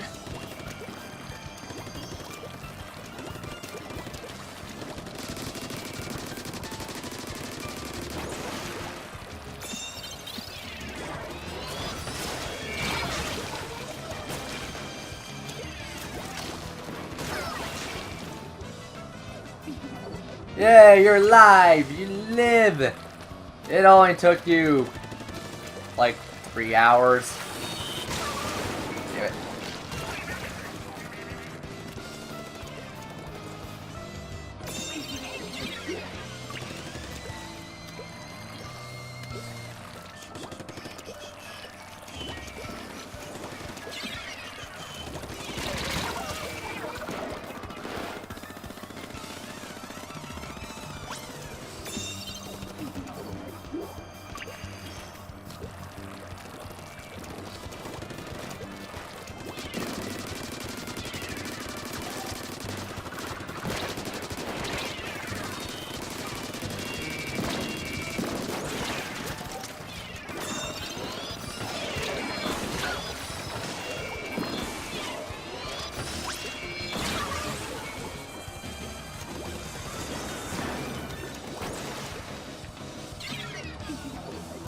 I'm fine, just complaining about how non-active my streams are.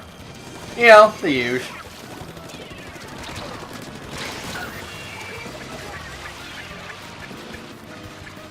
And like, I just don't know if I'm a bad entertainer or not. Like, that's also another thing that runs through my head consistently, and it's a very big problem, because it's just like, if I'm not a good entertainer, it kind of shows that people don't care and don't want to watch me, but if I am a good entertainer, it just shows that people, once again, don't really care.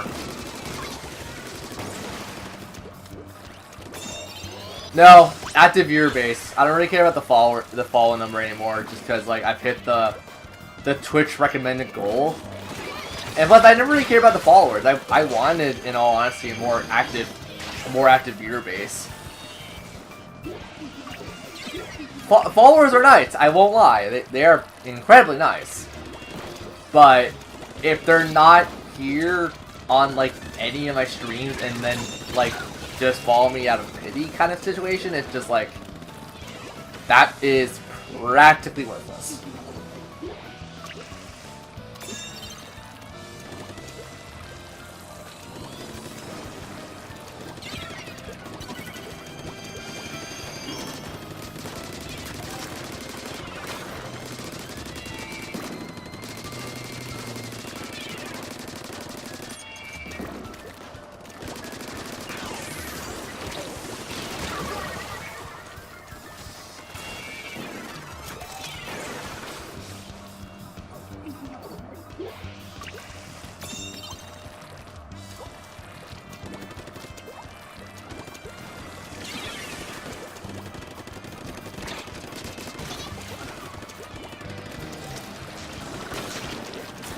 But not to mention, you guys know I stream daily. I'm like probably one of the only Twitch streamers that streams daily. Hey, Zero.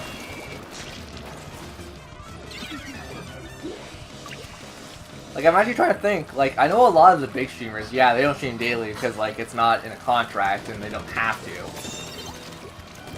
I think how it works, you have to stream on the days you've listed, but you don't have to stream. Yeah, it's one of those things, too.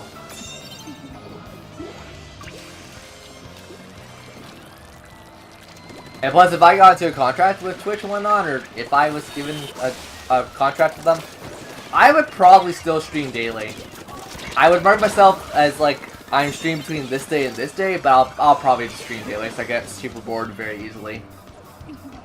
And I'm not consistent enough of my video making stuff.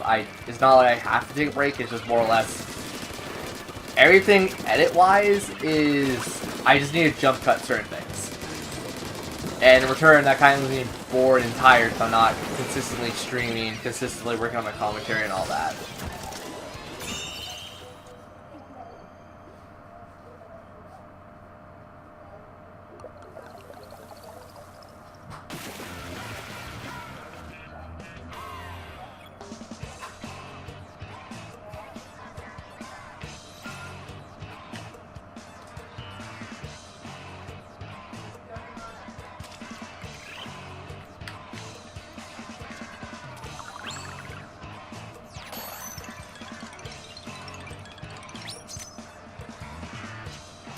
So yeah, as I was talking about, yeah, I'm trying to still wait to ask some other streamer friends if they can advertise it on Discord also.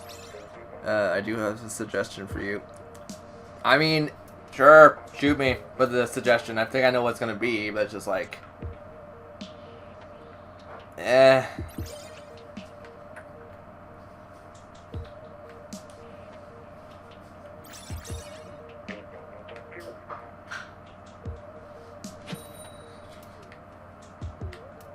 And before you're gonna say, like, use Twitter and stuff for this, I have been using Twitter. I've been asking people kindly. I've been using other sources recently. And every source I use, once again, bad social experiences where it's like, oh yeah, you can't do it, but it's like, in the rules it says you can do it. And it's just like, yeah, we're trying not to let this happen and stuff, and it's like, god damn it.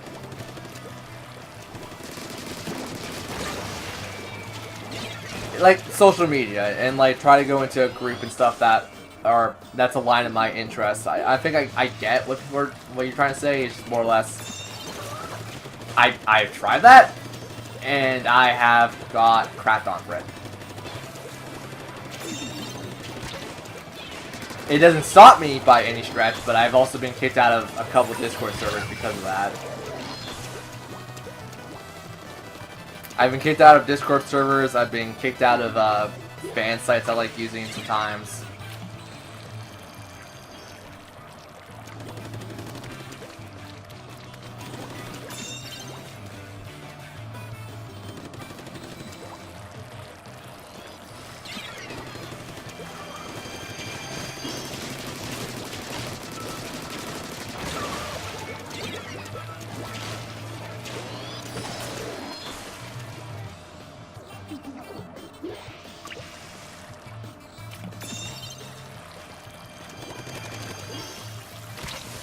I mean, I thought it was very, like, not... Like, I never try to fight people. It's just more or less like, oh, they see it as rude, sure, I'll stop and whatnot. And then other people are, like, A-okay with it. And then the moderators are like, oh yeah, no, you can't do that. And it's like, but, like, this group actually promotes this and stuff. So, like, if I knew some of the people running the servers on Discord, especially some of the servers, I feel like I wouldn't have an issue with that. But yeah, no, I've definitely been told by mods, bots, other things on Discord, other servers I use, I've definitely been like kicked off of. It's just like, yep.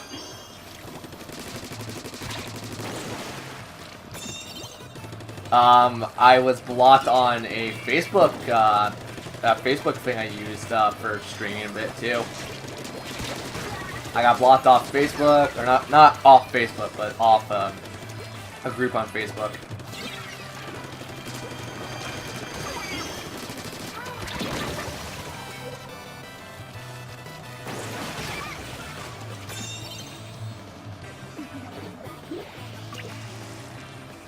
That would definitely help entirely. Thank you so much. Like, I know you're actually fairly big on Twitter, aren't you? So yeah, that would definitely help me if your followers like see tweets like that and it's like, oh. Yeah, I also I tweeted you in the Pokemon Zubat thing. I did do that right?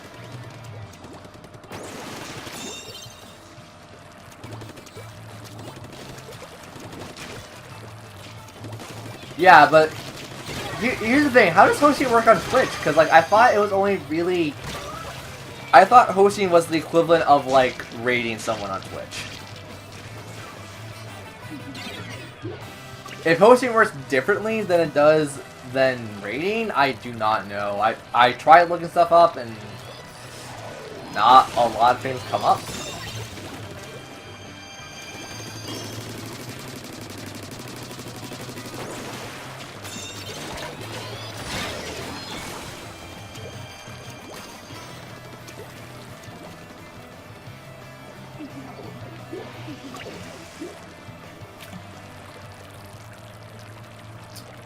Oh man, there was a cool YouTuber I follow from Monster Hunter News. I still watch his YouTube channel stuff, but I remember because like I try to text people like discreetly and whatnot, like not to bug the entire group if I want to talk to just one person. And yeah, I definitely know it was one of the mods kicked me out like instantaneously.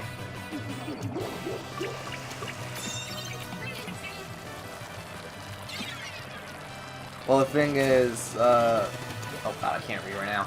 Give me a second, I'll read it when I can. The thing is, hosting is normally used to rate someone.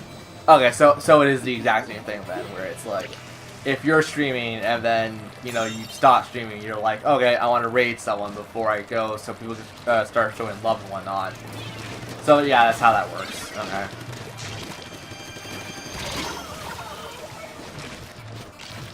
I need to start rating more people, but once again, I want to have a higher viewer base than 5. Like, I wish I didn't, because, like, here's the thing. I really wish that people that I like on YouTube streamed more often on Twitch. Or streamed at appropriate times where I can start talking to people a little bit better. Because Josh Jepson streams a lot on Twitch. Well, a lot in general. Also, thank you, Butt. Nintendo Capri-Sun streams on Twitch a lot. Steven George is also now on Twitch. And he's not doing just charity stuff. Proton John streams on Twitch a lot. I think Super Genius still streams on Twitch here and there. I have not seen a Super Genius stream in a while. Hellfire Commentary streams a lot on Twitch. Like, these are big YouTubers that I like following and actually really enjoy their content. Miss Sayanella, I know she streams a lot. Actually, Mercedes hasn't really been streaming a whole lot recently, has she? I can't remember, because I think the last time I saw her stream was... I want to say, like, last month. Edo Bean streams on Twitch a lot. Yeah, I have, like, a butt ton of people I watch on YouTube, and sadly, every time they're streaming, I'm always asleep or doing something, like recording, and it's like, crap.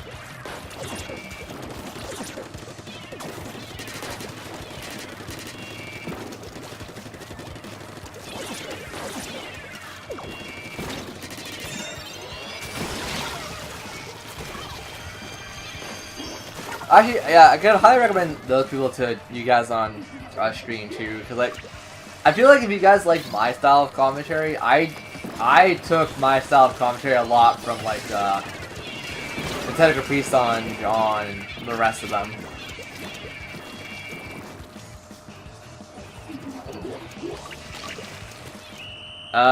Sure, send me the link. I'll join it, I guess. Assuming I could DM people / PM or whatever the piss is called nowadays. Cause I don't like making like vocal posts and stuff about streams that I do.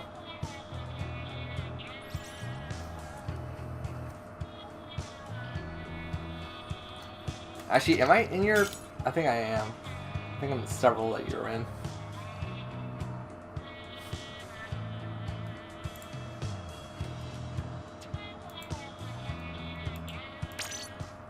Nope. You're only in my server. Sorry, I'm not in any server you're in.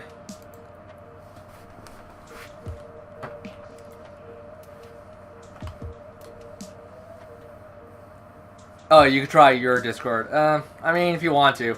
Once again, I'm not forcing anyone to do it. That would be amazing if people would, like, care.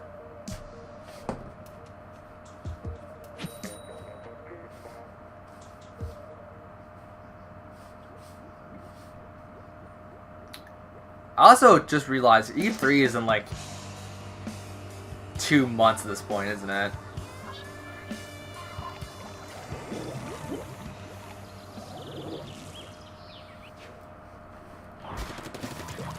Yeah. Once again, here's the problem. I am rather asleep or doing something else, like streaming. I know Josh Jepson streams and my streams collaborate in the same time frames, and he ends his streams a lot earlier than I do. John streams like at midnight my end, so I'm definitely passed out by that point. Mistake streams when I stream. Tim streams when I stream usually. He starts a bit earlier than I do though. Frick, who else is there? Edo streams when I stream. She cuts her streams very early usually. Hellfire Commentary streams, but once again, when I stream.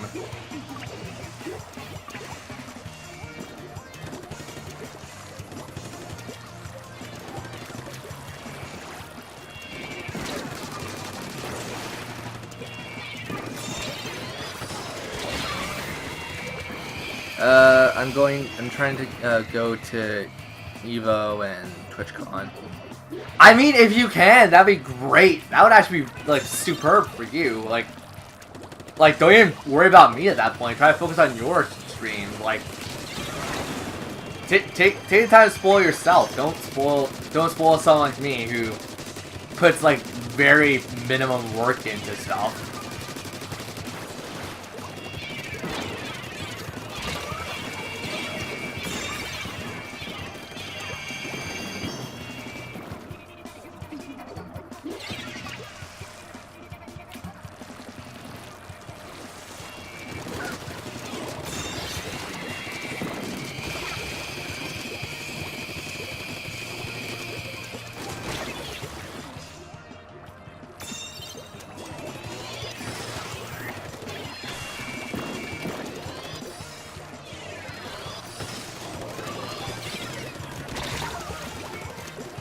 You should pop in and say hi when I'm with my friends. Harry, very smart.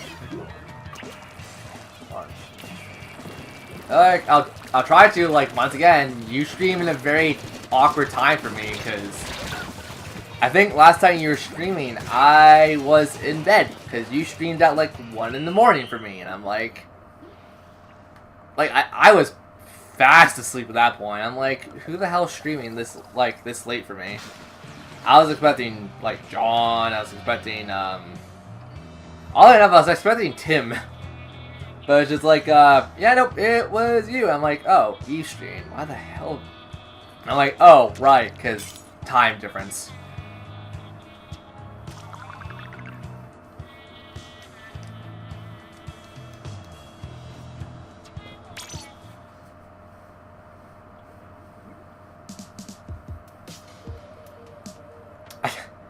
I'm not gonna lie, when people are streaming, I'd rather just be like guest comm or something. I'd rather just be in a Discord call, just talking. But yeah, like if you're gonna be streaming on the days where I'm not, well, like on an hour I'm not streaming and stuff, and I kind of have a free moment, I'll pop in, say hi, chat up with Storm if need be.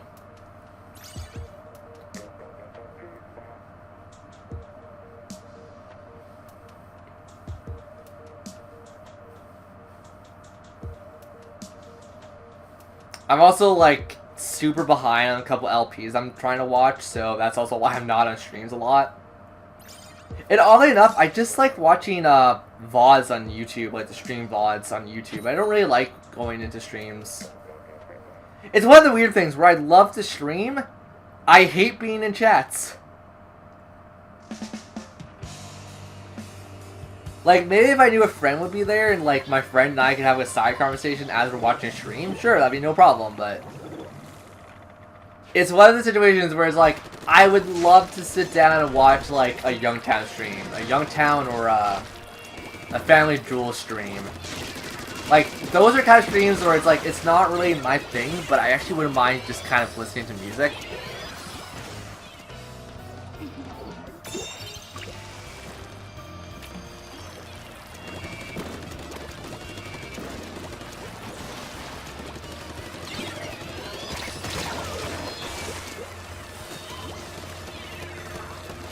I'll give you the channels. I mean, you can put it on the Twitter. You can put it on, crap, what do you call it? The Discord server.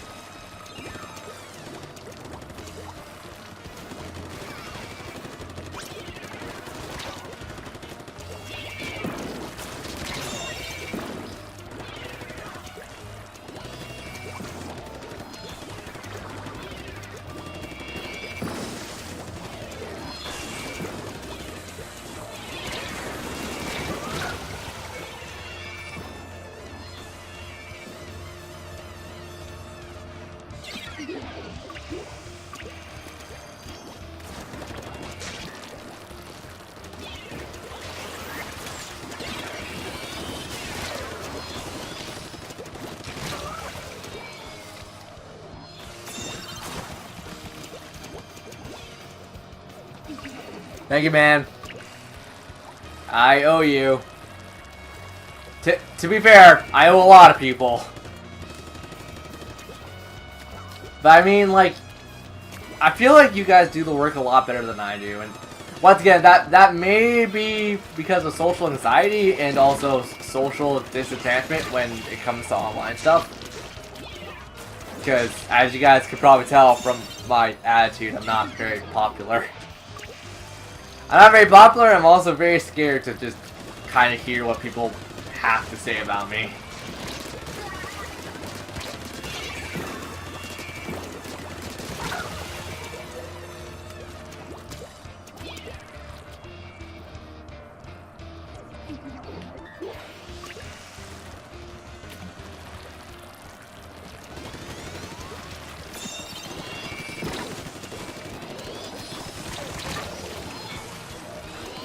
That reminds me. I tell a story all the time, but that's just because I find this story hilarious.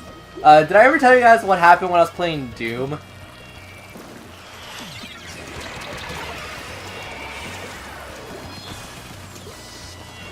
I think this is a grade A reception of what happened when I was playing stream stuff that people were really liking, but also one guy ruined the entire stream for me.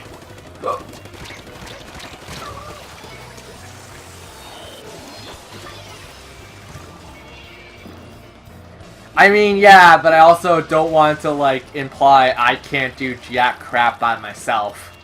It's more or less I have tried jack crap by myself, and it was not fruitful by any stretch. It was very painful.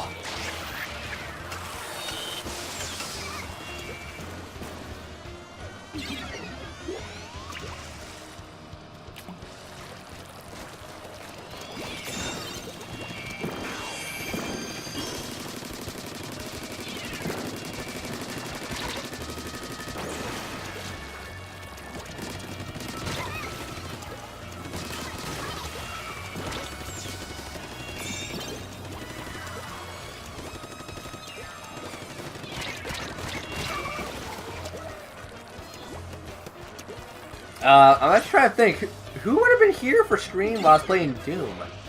Eve definitely wouldn't be, because she's not even, like, that... I played Doom, like, a couple years ago, I think, on stream, didn't I? I think that was one of my summer streams, I remember that. Hope, were you here for that Doom stream?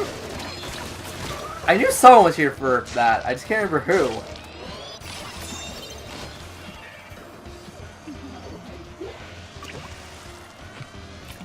It might be my friend Red Zero. I think he was on stream during that.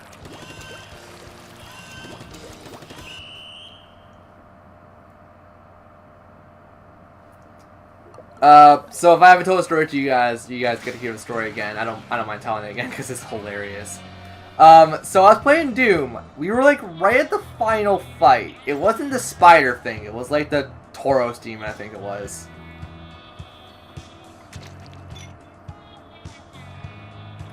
Persona 5, okay. Yeah, so it wasn't...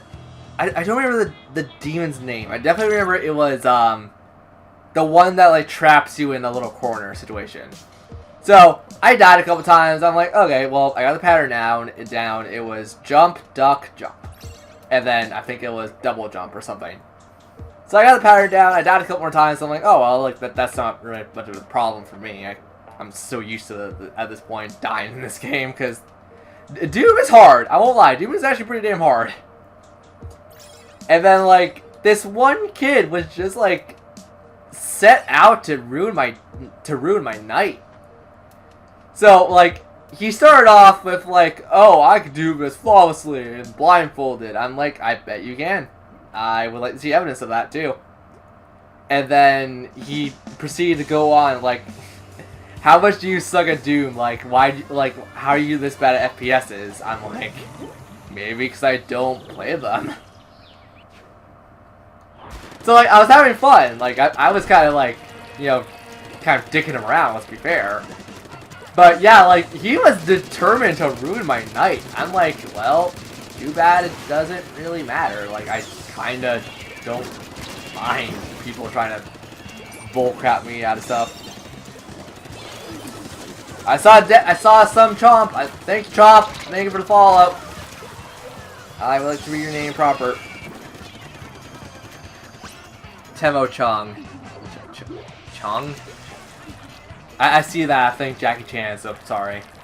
Probably read that way wrong.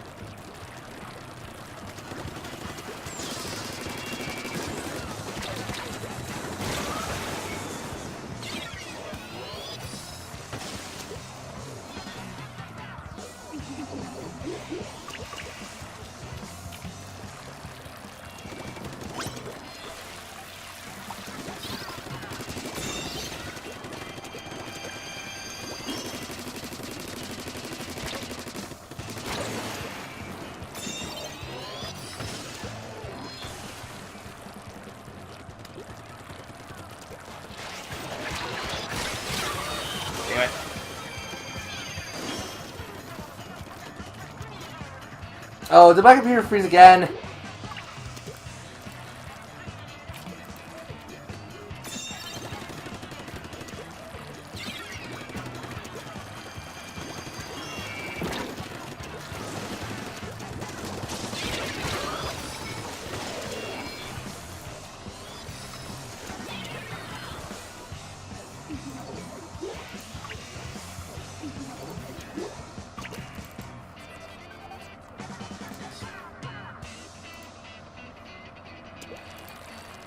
Okay, I fixed it. I need to close Chrome for some reason. Chrome had like a freak out moment. It was not like loading correctly.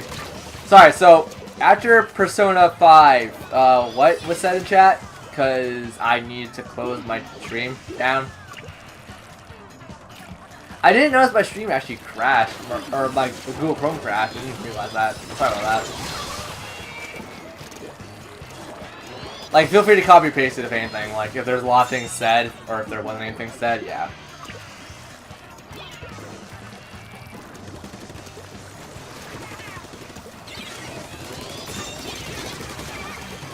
Tech really hates me today. And yesterday. Yesterday we had a pretty bad crash, too.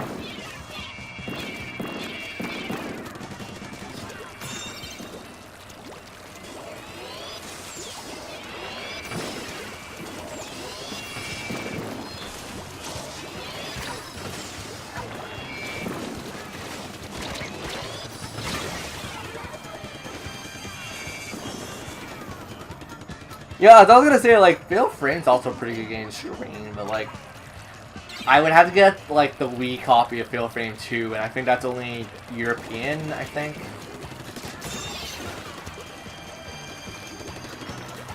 I wouldn't mind doing Maiden of the Black Water if I had a Wii U still. That'd actually be a pretty good Halloween stream. That would also scare the crap out of me, because I only saw Maiden of the Black Water once, and I remember that's probably one of the most scary Fatal Frame games.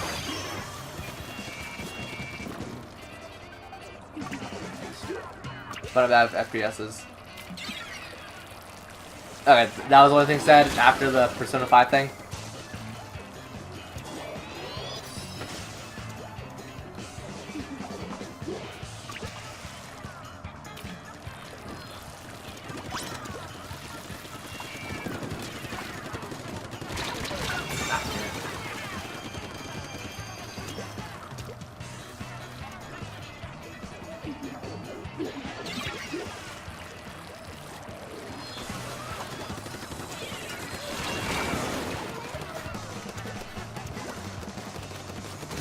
I don't know, like, I'm always more into, like, RPGs slash, like, subtle horror. I think you guys, like, if you guys see my YouTube, I think, my YouTube speaks volumes of what kind of games I like.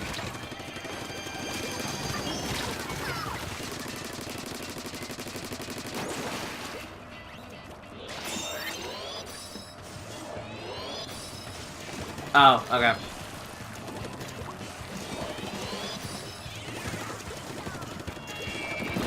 Wait, was the guy asking, like, why I was so bad at FPSs and stuff?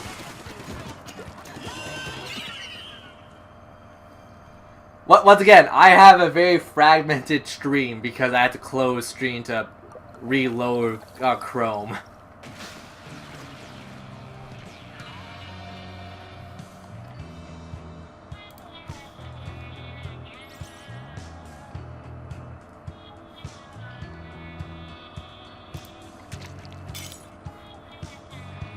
Also, you guys can hear Chuck Conway for a minute. It's alright, I apologize.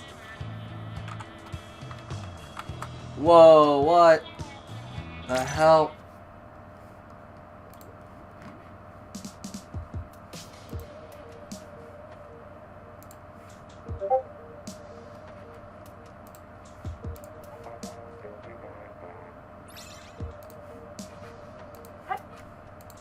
Cool. You guys didn't hear that much, Chugga.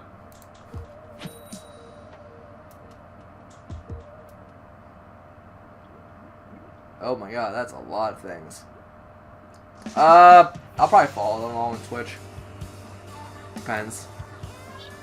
No, I was just accepting the story, story.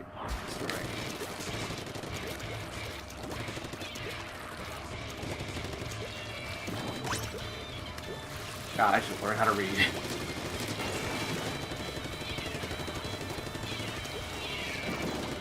Oh, I'm going for it. I'm regretting it. I regret it. No, I was appreciating your story about the Doom and how people be crazy about FPSs. I mean, yeah, that's kind of be expected because like TF2, Doom, the original Doom, the remastered Doom, the remake of Doom, Fatal Frame could technically be considered FPS considering the camera motion of that game. What are games for FPSs? Call of Duty is an FPS. I was going to say Resident Evil, but no, that is definitely not first person.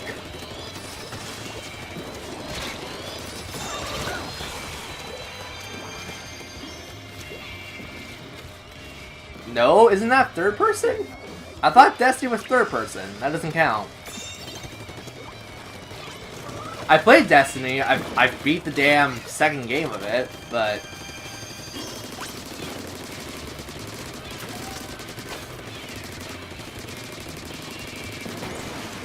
oh no, Destiny is first person. Never mind. So yeah, Destiny is qualified. I was thinking like, isn't Destiny third person? It's like, oh wait, no, it's not. So you're correct. I'm wrong.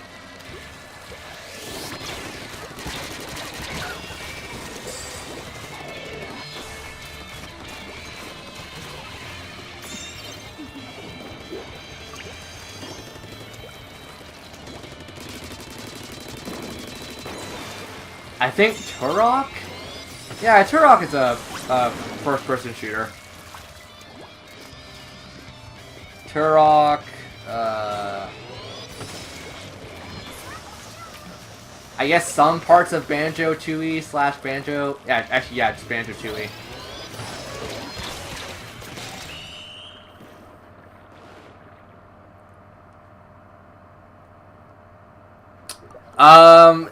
Yeah, but I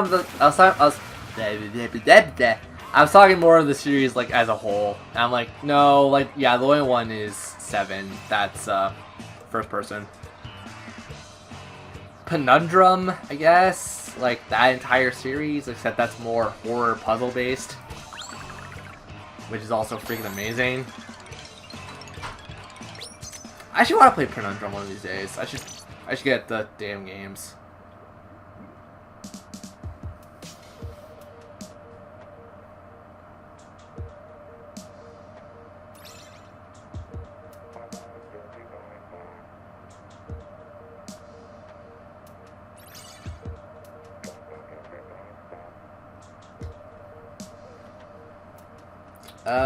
I'm trying to think.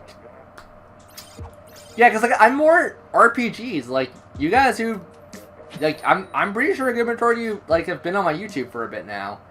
Yeah, you guys know I'm like majorly into RPGs.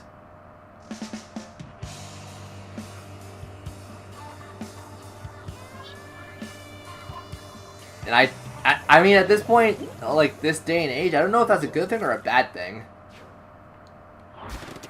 I mean, I've played some real bad RPGs, like, don't even get me started. I've played some real crap over the years. But I mean, there's games like Octopath that are freaking pretty damn close to being, pretty damn close to being a 10 out of 10 for me. And, like, that's actually pretty hard, because, like, once again, I have to, like, think about games that I played growing up and stuff. But then again, it's kind of easy to shine when your predecessors and stuff kind of sucked, or games in the same general year sucked.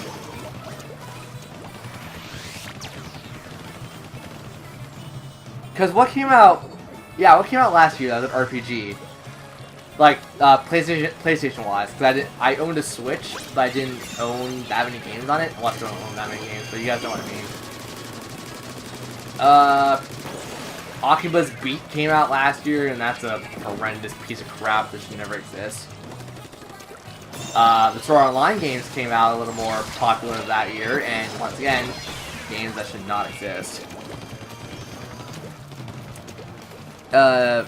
is it good things, bad things? Because some games, some RPGs are a lot better than most action-based shooters.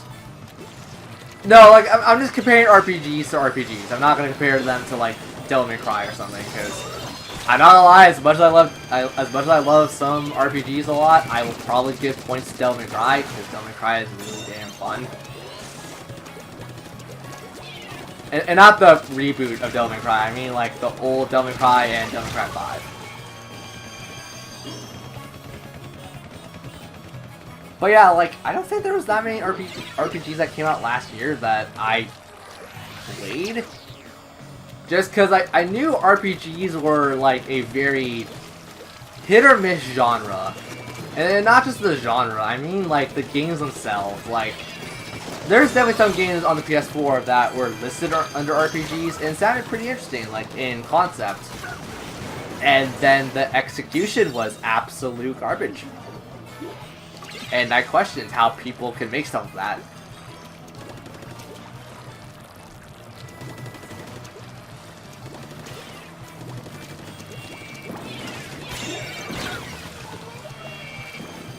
Yeah, but this year, Swtich gained Fire Emblem, Rune Factory, games that I'm actually not vaguely, but I'm mostly interested in because I've never played a lot of them. So it's just like, yeah, that's definitely more speaking to me than pretty much anything on the PS4 right now.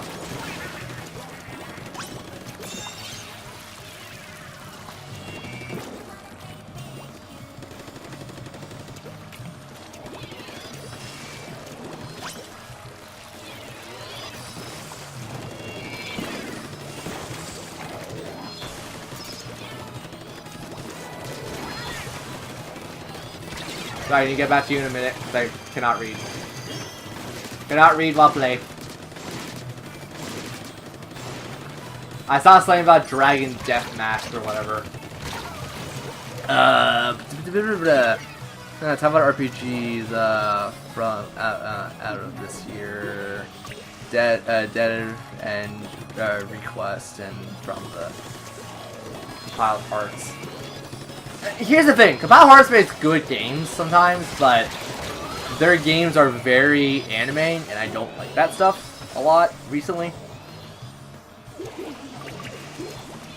Because, like, I think I kind of burnt myself on anime games since Oculus Beat.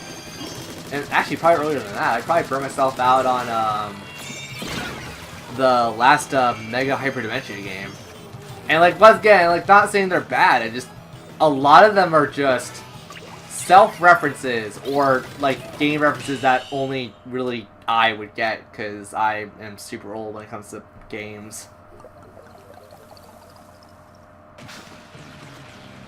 Because I think Compiled Heart, they made a pretty recent game I was actually interested in.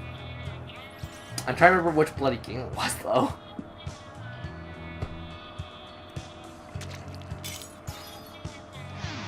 But like when I say anime, I mean like Hyperdementia for sure. I am so sick of Hyperdementia right now. Just because like the last game was not good. It was very compared to Victory V or whatever that one was called, the PS3 game. I like that game because it actually gave you reasons to do stuff and go out of your way to just kind of get your characters up and to give them like the voiceovers and stuff to unlock the voiceovers. I like busy work with that because the entire game itself was based around like, go here, complete this quest, go there, complete this quest. Like I like that kind. I like that kind of style. But I mean like, the last one was just like, hey, you know all those monsters you defeated? Give us money so you can get better equipment. It's like, oh, yeah, cool. This has like no relevance to anything in the game. Like I even get like cute little fan art or something, because like a lot of them has been like they give you fan art and some stuff too, but or not fan art, concept art, and like it's been getting better recently. What I've been told, I just don't like care.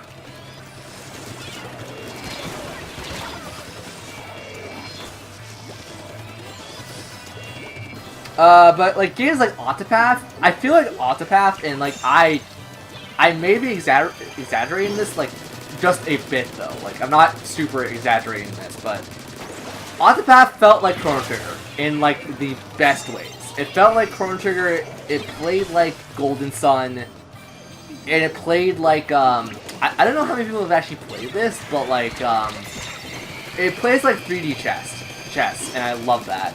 And it's definitely a lot. They took a lot from like the Persona games or the Shin Megami Tensei series. And like when I say that, I mean they only really took the combat system away from that, where it's like break your enemy's guard, and then you could go in for extra damage. Like, that was definitely taken from the Shin Megami Tensei games. But, it was done in actually a pretty unique way, in my opinion. So, like, it felt like Chrono Trigger, looked like Golden Sun, and definitely felt like combat-wise for Shin Megami Tensei. Except the fact that you can't do an all-out attack, but that's, once again, that's probably... I feel like Atlas/Sega now, like, owns the rights to that kind of style, where it's like, oh, yeah, you can have this, but you definitely can't have this.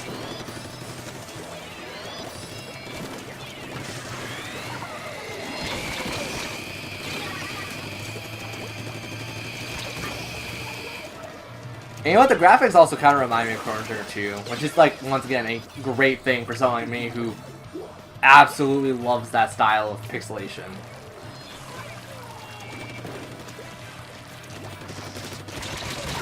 So, like, once again, not a perfect game. It definitely had some problems with me, but that's because I was dumb. But it also did have balancing issues with certain things.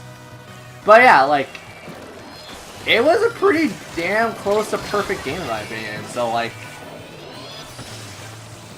oddly enough, I think I'll probably give that, like, an 8.5 out of 10. The only reason I give it an 8.5 is just because, like, there's some things about that game. I don't want to go into too much detail. There's just some things I wish were changed, and here's the weird thing, and like, I don't think anyone in their right mind would say this, but I'm going to say it. I wish some things were changed for the worse. Now, here's the problem with that. I know people are going to say, like, why would you want something that's actively worse? There's a particular part in that game where I felt like if they toned down the graphics, it would have been a bit easier to understand where you are in relationship to a dungeon. Because there was one point, and like, this is in a sewer, so like, my lighting on my TV is actually really good. There was one point where a certain image looked like another image, and I just kind of wish they put the quality dial slightly down on that, so I could tell where I am in relationship to where the other thing is. So, once again, that's just one part in particular. The rest of the game, lovely.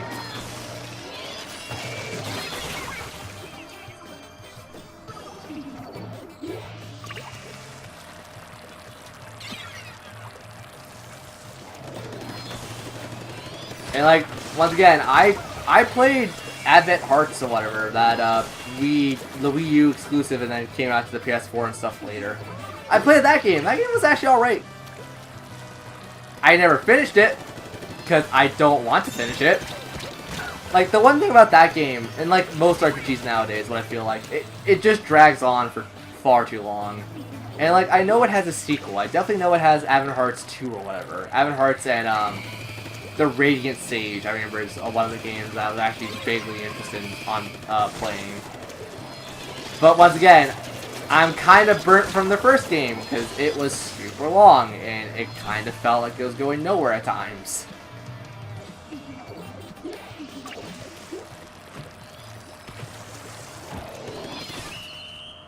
And that's another thing about RPGs. I really like RPGs, but if you don't have good pacing with your story, I fall off that wagon so fast. And it's kind of like, it's the example of like Skyrim, and like why people like Skyrim is because it's open, it's free, you could do whatever you want.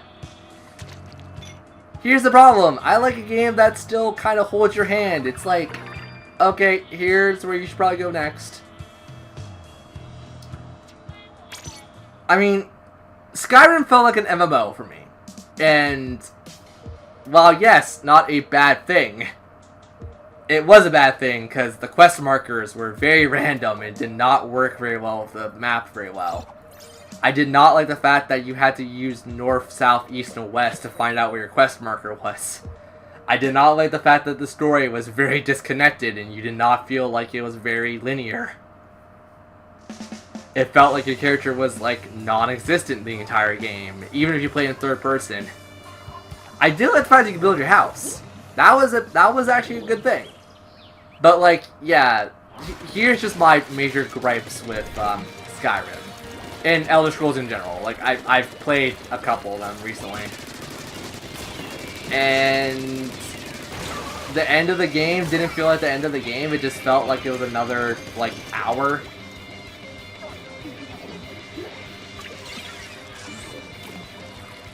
So like, this sounds weird, but like if people played Metroid before, especially Metroid Fusion, I kind of like the Metroid Fusion setup where it's like, it's kind of hand-holdy, but it doesn't tell you exactly what to do. It just tells you, alright, this area of the ship is like contaminated, go check it out.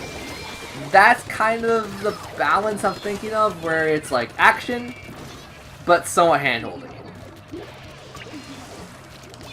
I guess Zelda, like, a lot of Zelda games are like that too, and like, I think that's one of the things that people complain about Zelda, and then Breath of the Wild came out. But like, I love Breath of the Wild, don't get me wrong, I've put in so many hours to that game already. I love that game. But I mean, like, I'm kind of down with like an Ocarina of Time thing, where it's like, okay, Link, you got the first spiritual stone, now go to Zoran City, oh my god. Zoran Domain and Goron Domain to go get their spiritual stones. I kind of like that a bit.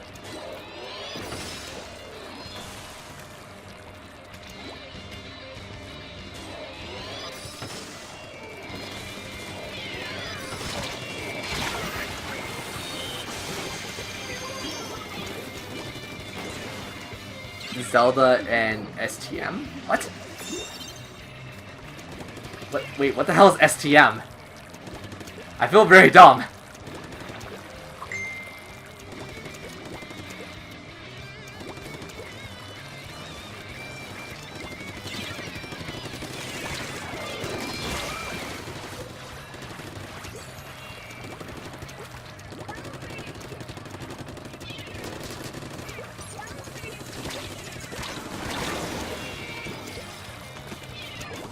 Sure, go into that. Yeah, kind of. Actually, now you think about it, because that's kind of like Breath of the Wild in a way. It was definitely, once again, very heavy on action, but it was also, it had a story. It didn't feel like Skyrim. It felt more interesting. And talking about that, I'm actually excited for the next Zelda game, because I'm excited for the next Zelda game and Link's Awakening. That would definitely be a great game to stream for you guys, is Link's Awakening. I'll probably find time to do that.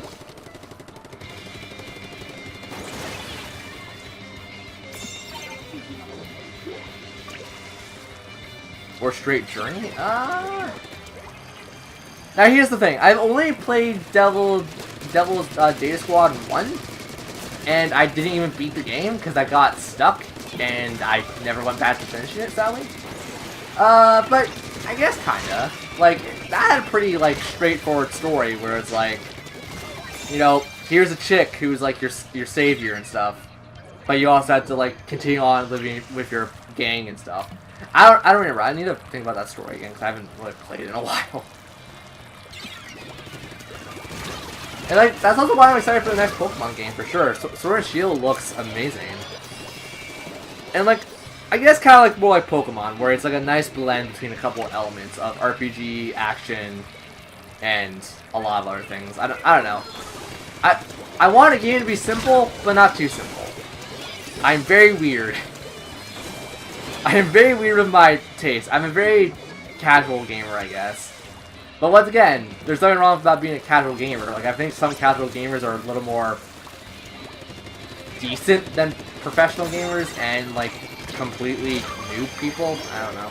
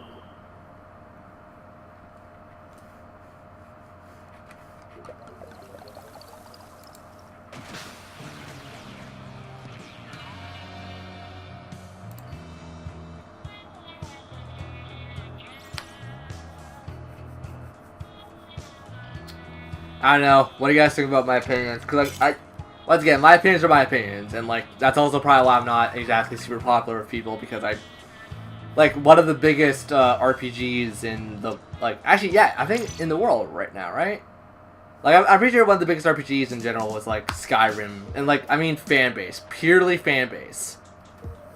Yeah, I think it was Skyrim. So like the fact that I kind of badmouth Skyrim probably doesn't give me a lot of like points with people. Cause it's like, I actually like that game and you're wrong. It's like, it's the equivalent of talking to like Sonic fans. And like, yes, I love Sonic games. I've definitely played them more than any sane person probably should. But yeah, it's one of those situations where like, if you say one thing wrong about a certain Sonic game, people will like rip you to shreds.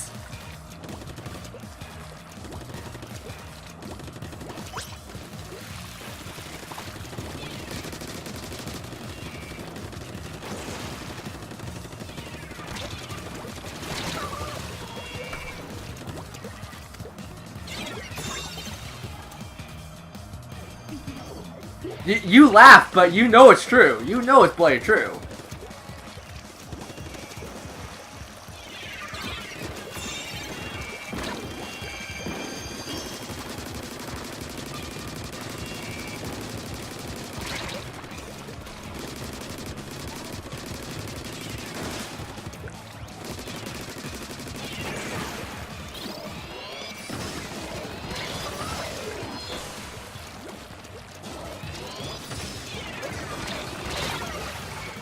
You know what, I also won't lie, I like games that kind of start you off as a, like, in a utopia situation where it's like, everyone gets along, everyone's fine. And then this one corruption, this one little seed of corruption, spreads, grows, builds a cult, and tries to kill you. And everyone in land.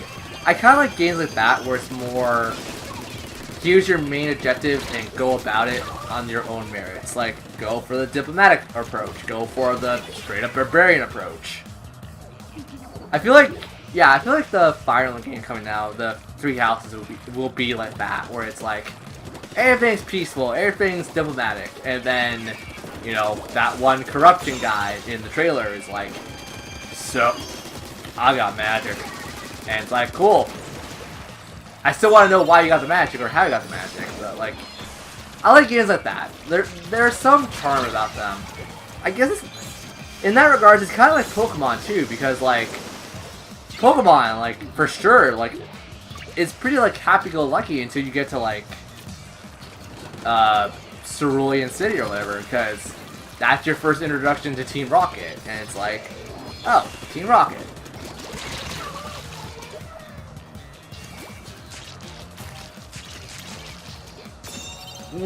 I don't think so, because wasn't Fates more like... Yeah, because the king of the north side, he was like, I want war! I'm not the true king, though, but I want war. I want my kids to go kill those Hoshimen. And then, if you play Revelations and whatnot, you find out it's not him, and blah blah blah, it's a fake king, and then the king of the kingdom, if you say you vanished or whatever, you died. I know the story of Fates. Kinda. Except, once again, Fates was definitely not... It starts you off as a utopia. You had to work for that.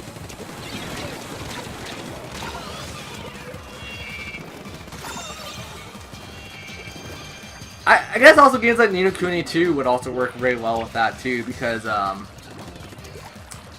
that actually doesn't start you off as a utopia. That starts you off, like, in the middle of the crisis, where, like, you know, Elwin's dad or whatever, like, died from, like, his, fateful, thing. I don't know, I feel like games like those are usually the ones that stick out of my head more. But then again, I can't say that fully because I played World Ends of You, and that game...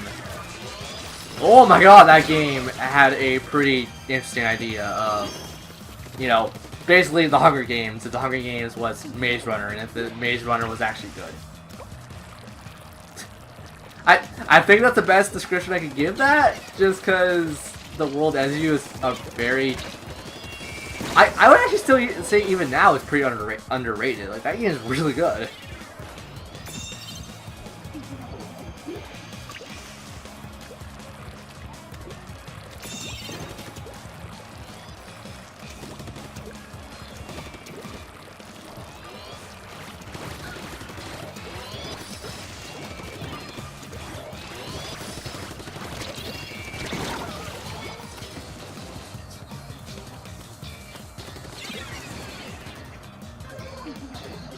Now here's the thing, I didn't really feel emotion.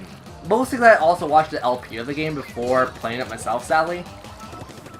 Like, granted, that was like months ago before I even played the game for the first time, because that was like, yeah. I didn't really feel that much emotion behind certain things. I felt emotions around like the very end of it, where, you know, Neku and Beat kind of start teaming up. Because, like, I knew Shinky won the game, I knew plot elements like that. But, yeah, I didn't really start feeling emotions until...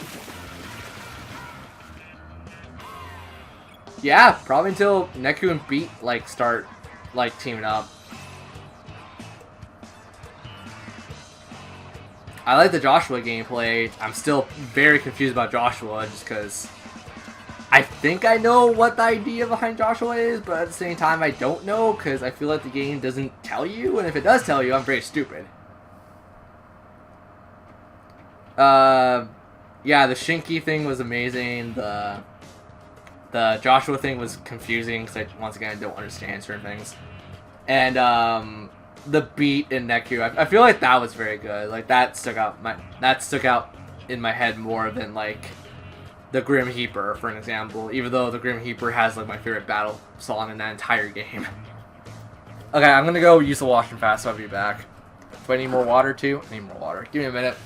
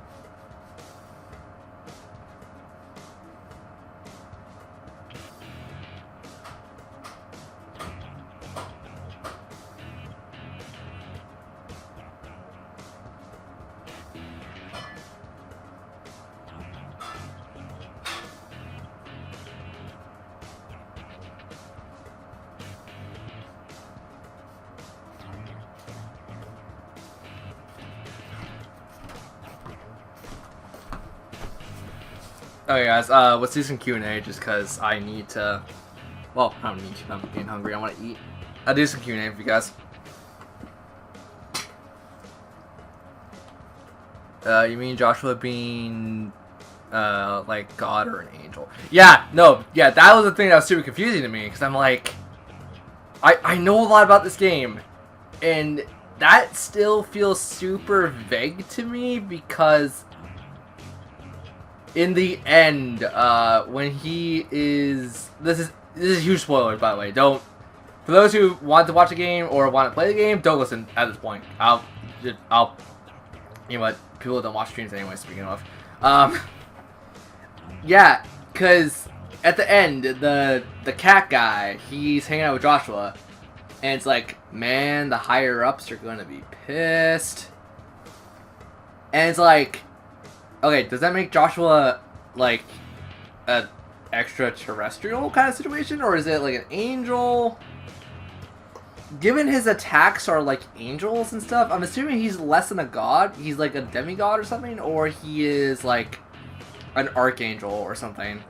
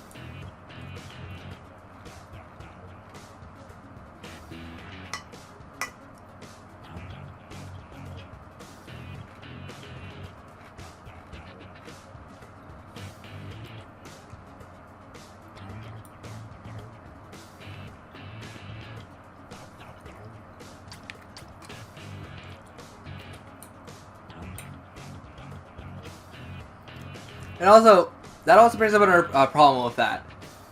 In the end, I know the cat goes up with him. That has problems in my head. Because, is that just like his store only exists in the GU, or does his store exist in the other one, and he could also go to...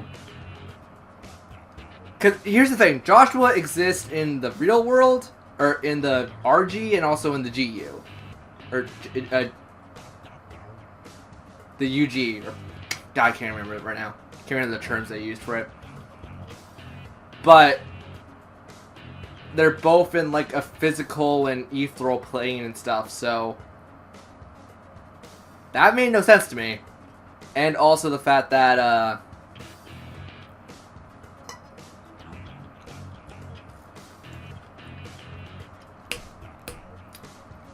shit, what you call it? Yeah, like, was it the Reaper games? Obviously that was, like, to crop people from their, like, chance of life and stuff. But was that, like, a thing that was just, like, influenced in that area? Or was that a thing since, like, the dawn of time or whatever? Where it's like, oh, it was not your time to go. Here's your second chance of life.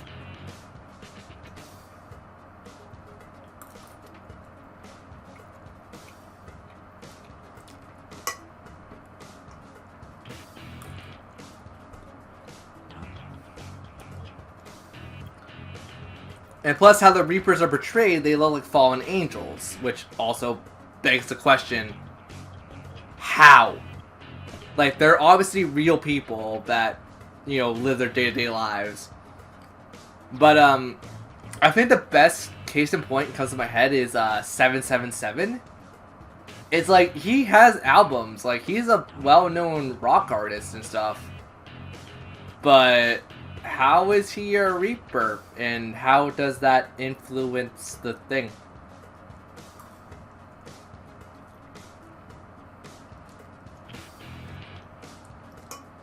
Like, I highly doubt he stays in Shibuya.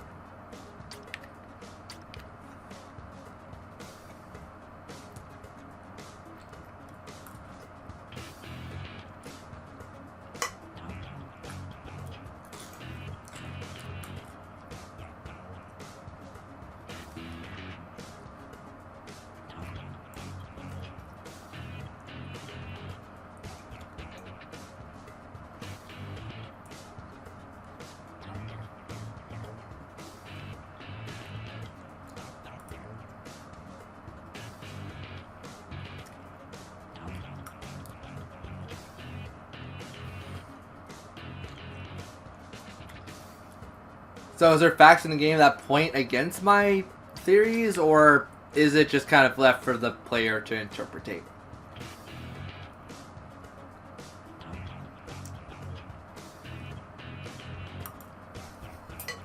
Uh-oh. I think... Did you... Oh, God, you did not crash, but that's weird. Alright, sorry, I couldn't see chat for a bit because my thing was not... Okay. Do you mean the dude with glasses? Yes, I meant the dude with glasses. Well, Joshua shot Neku, and he was in the real world. That was the QI. Good question, though, by the way. With on a Switch, Joshua didn't shoot Neku was the new Reaper that killed him. That's incorrect. That cutscene is also in the DS version. How that cutscene worked was, the Grim Reaper was pursuing Joshua. Joshua was running away from him. He knew Joshua was the composer or whatever, wanted to kill Joshua. So Joshua ran into Neku. Neku was like too scared. Joshua shot the other guy, and then turned around and shot Neku in like the head or whatever. So yeah, sorry, stream did not load correctly there.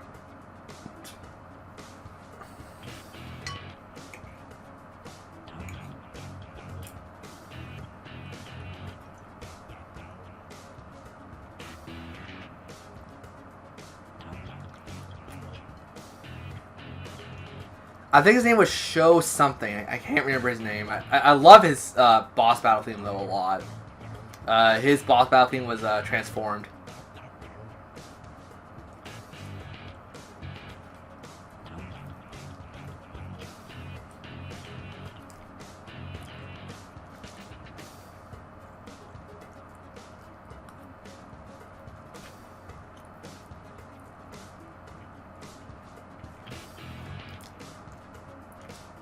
But also going back to that, Joshua shot Neku because he needed an avatar to play the game under, like... So here's the thing. No one outside of the glasses guy, the final boss guy, no one outside of him knew that the composer was Joshua. Besides Sho, because Sho got into some knowledge he shouldn't have or something. I don't remember what the principle of that was. So, the glasses dude was like, okay, cool, I'll take you up on this bet to see if Shibuya should stay as is or I should change it to my image. So, they did an entire bet where it was like Fallen Angel versus like Archangel. the cutscene plays out. Shu was chasing Joshua. Joshua needed a player. He would have taken anyone, but Neku just happened to be there at the right time. So he shot Sho, and then with his final bullet, he shot Neku, giving him the player pin. So he had 2 player pins. So whenever the fallen angel would like try to crush his player pin and give him the red pin, the second player pin would count as a win.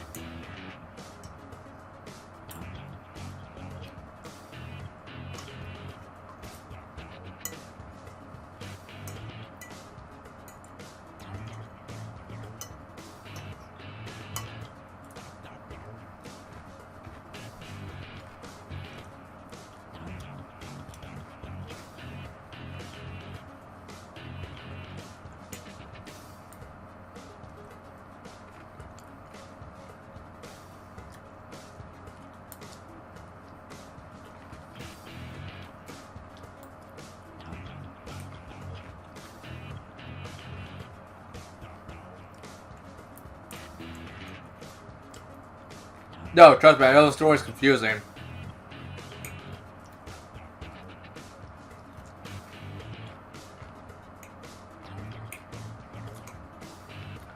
So this is, by the way, I watched the LP of that game and then played the game myself. So I've only seen the game played through twice.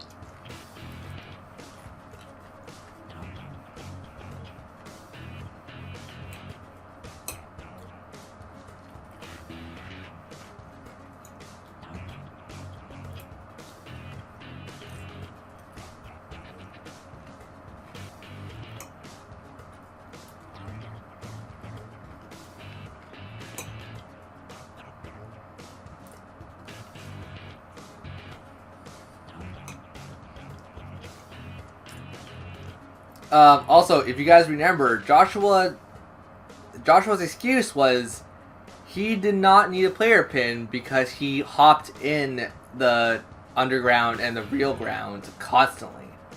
So Joshua was not a player. But on the final mix, there was a female Reaper. There at a time with Joshua shooting naked.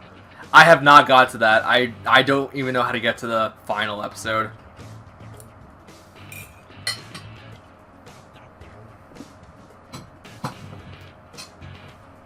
I'm pretty sure you have to do all the challenges, but I haven't got around to doing the challenges yet. I know of it because I've seen it.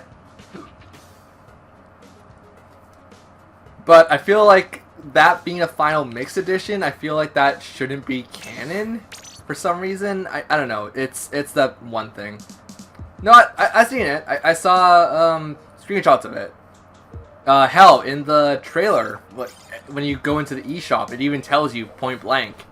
Hey, there's a final chapter thing that was added to this game. I knew about that for a long time, so don't worry, you didn't spoil that much for me.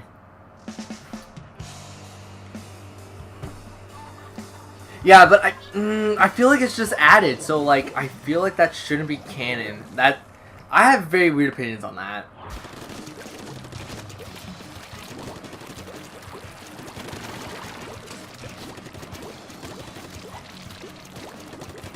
And not to mention, Square Enix really just loves throwing you through a damn loop. So I wouldn't be surprised if it's just like, here, buy your shit. We added some new things. Like, I feel like that's kind of what that added.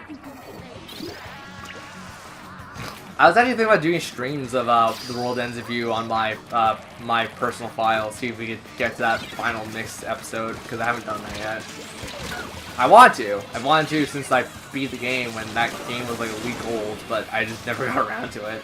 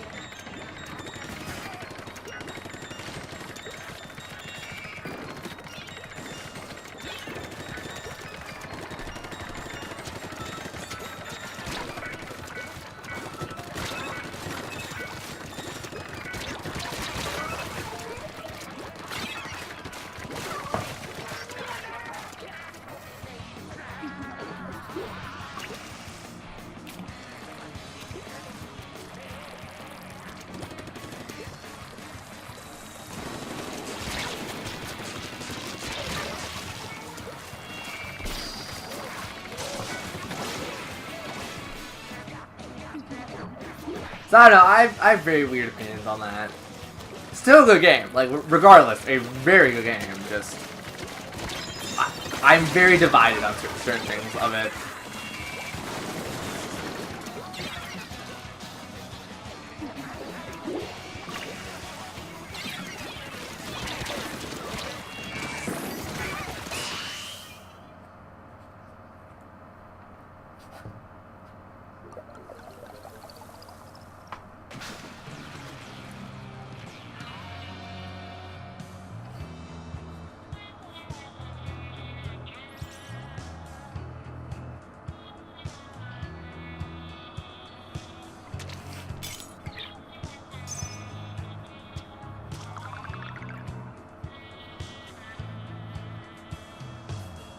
Also, Hope, if you get wrong stuff, like, if you say wrong stuff, like, it's okay. Like, I make a butt ton of mistakes with that, too, all the damn time. That's also, like, I don't know what you said oops to, so I'm like, if you said something, like, weird in chat, like, don't worry, that's why I have, like, this vast knowledge of games.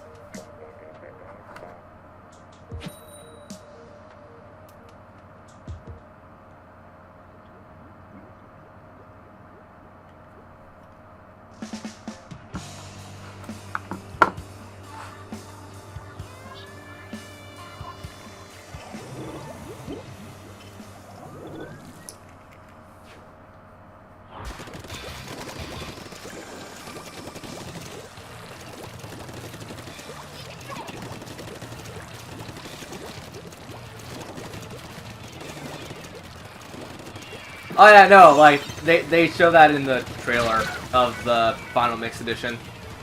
It was like, play the original story, and then there's like an extra secret thing for you, and it's like, cool.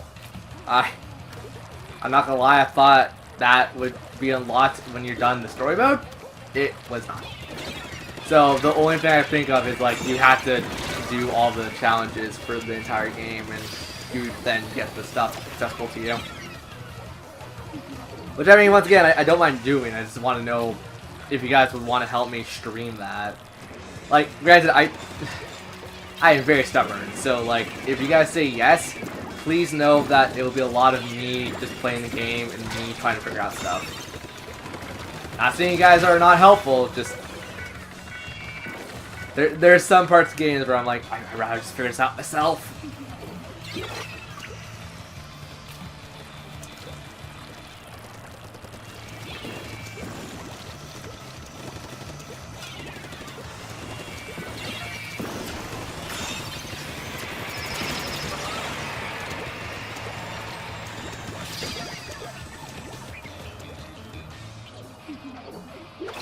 Well, that's Square Enix. Well, no, they kind of had to say, like, what made the final mix versus final mix. Like, they couldn't just...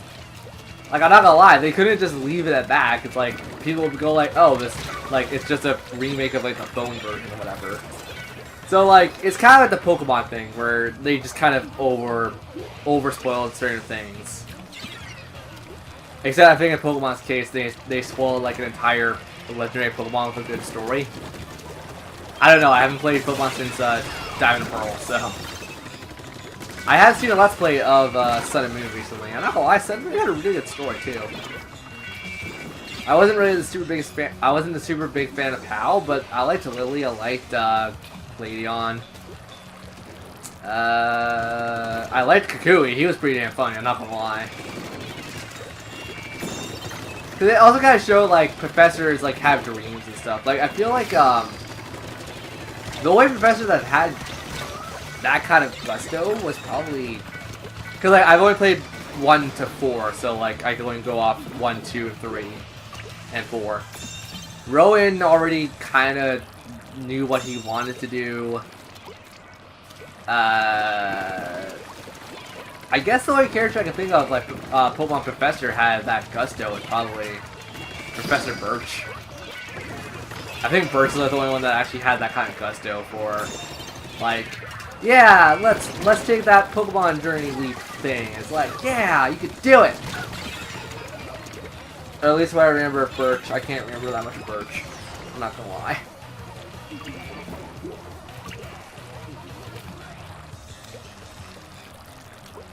Kukui was pretty funny. I like Juniper a lot. God, I do not know any of their names. The Gen 5 professor, and not her dad, like the actual professor of Gen 5. I liked her. She had a pretty interesting attitude towards Pokemon.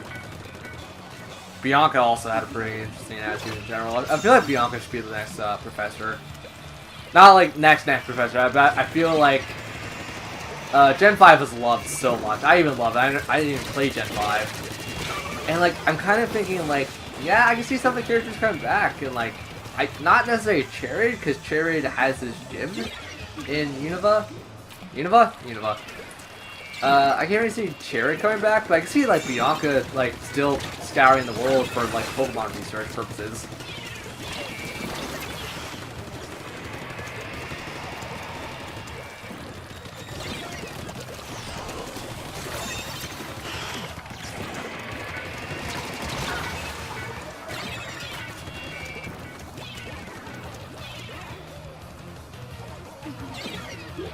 I shift gears into Pokemon, so... Pokemon. I'm also thinking of shifting gears into Fire Emblem, because I want to get some more info about that. But I also know we know nothing about the new Fire Emblem game, so it'd be kind of pointless throwing around theories, unless you guys want to throw around theories about that game. I mean theories, I mean like, obviously it's my first game, and I'm trying to overanalyze everything I can.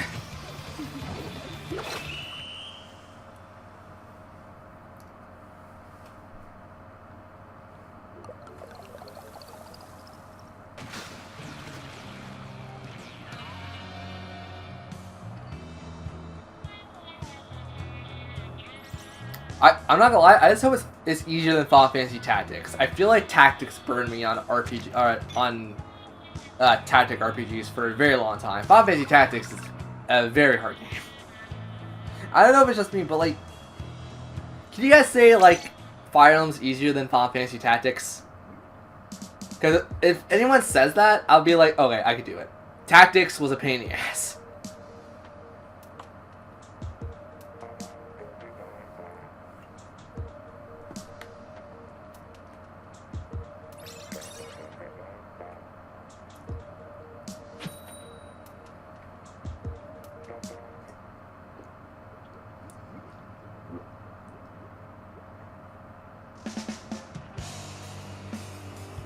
Never played the game. Okay.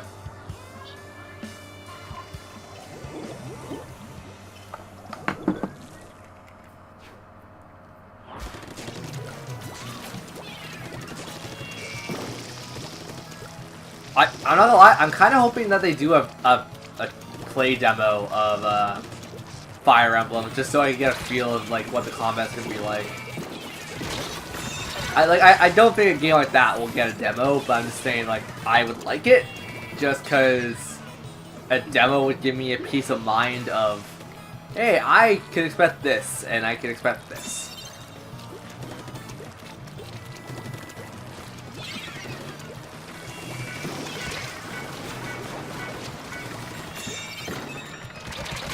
But that's not until like 3 months. 3 months? No. 4. Because 3 months from now would be my birthday. And Fire Emblem comes out like a month after my birthday, so yeah, it'll be 4. Close enough to 3 months, but not exactly 3 months.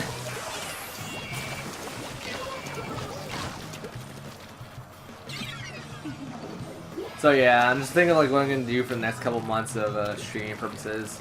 I would like to get Phoenix Wright because I love that game series. I haven't played Phoenix Wright since I owned on the Wii. So depends on what my dad wants to do because my dad is the one handling my money right now. I would like Phoenix Wright or Chocobo's Mystery Dungeon. Chocobo's Mystery Dungeon would actually probably be a better stream game. Well, Phoenix Wright would be a better Let's Play game, but right now as it stands, my Let's Play list is very full, and I don't have any room to do other games right now.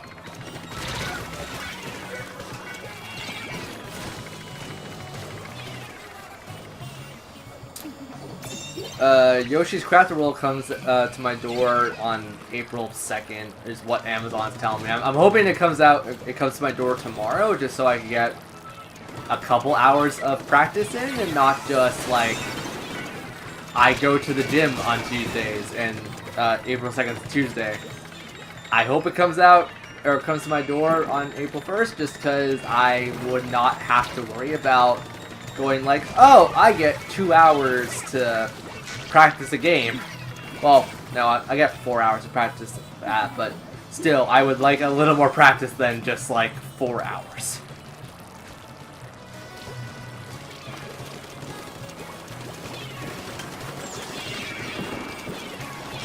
I mean, this will actually be my first Yoshi game in a while, because I think, yeah, the last one I played was Yoshi Island Advance for the Game Boy Advance.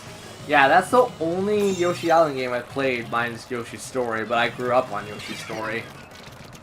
So, I'm not going to lie, expect a lot of suck.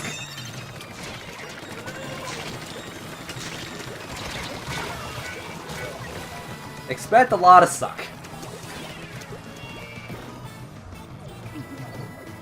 I mean, we could do another run of Xenoblade Chronicles 2. I have the game. It's sitting right in front of me. We could do another run of that. Like, that would eat up a lot of my time doing New Game Plus mode. But, like, I would need a lot of chat input and chat help because I'm not gonna lie, I'm dumb. And I never understood how to do the side quest with the allies. Like, I've definitely activated a couple. I don't think I've ever actually completed one. Because I'm dumb and I don't understand. That, or we could load up my game, my finished game, and we could just go from there. Or once again, New Game Plus mode. I'll see what chat wants when I decide to do that. But that's definitely gonna be after Yoshi's Crafted World, just because I don't want to throw more games at you guys. With what game? Xenoblade Chronicles 2. I'm actually not gonna lie, I know they have Xenoblade Chronicles for the 3DS and stuff. I kind of want the original to come back. I kind of want a collection of the original Xenoblade Chronicles and Xenoblade Chronicles X. And like, yes, I know people did not like X. I liked it. Now here's the weird thing, why did people not like Xenoblade Chronicles X? Like, I thought it was alright. It was definitely nowhere as decent as the original by any stretch. But it wasn't like a bad game. It felt very full. The only thing I really hate about Xenoblade Chronicles X, I'm going to say it right now, I hate the fact that you need to use drones. Like, if they got rid of the drone panel crap, I would have actually let that game and probably finished it. I got up to, like, chapter 11 or something. I did not remember. Like, I remember liking it up to that point, and I remember something about that was just like, nope, I'm good.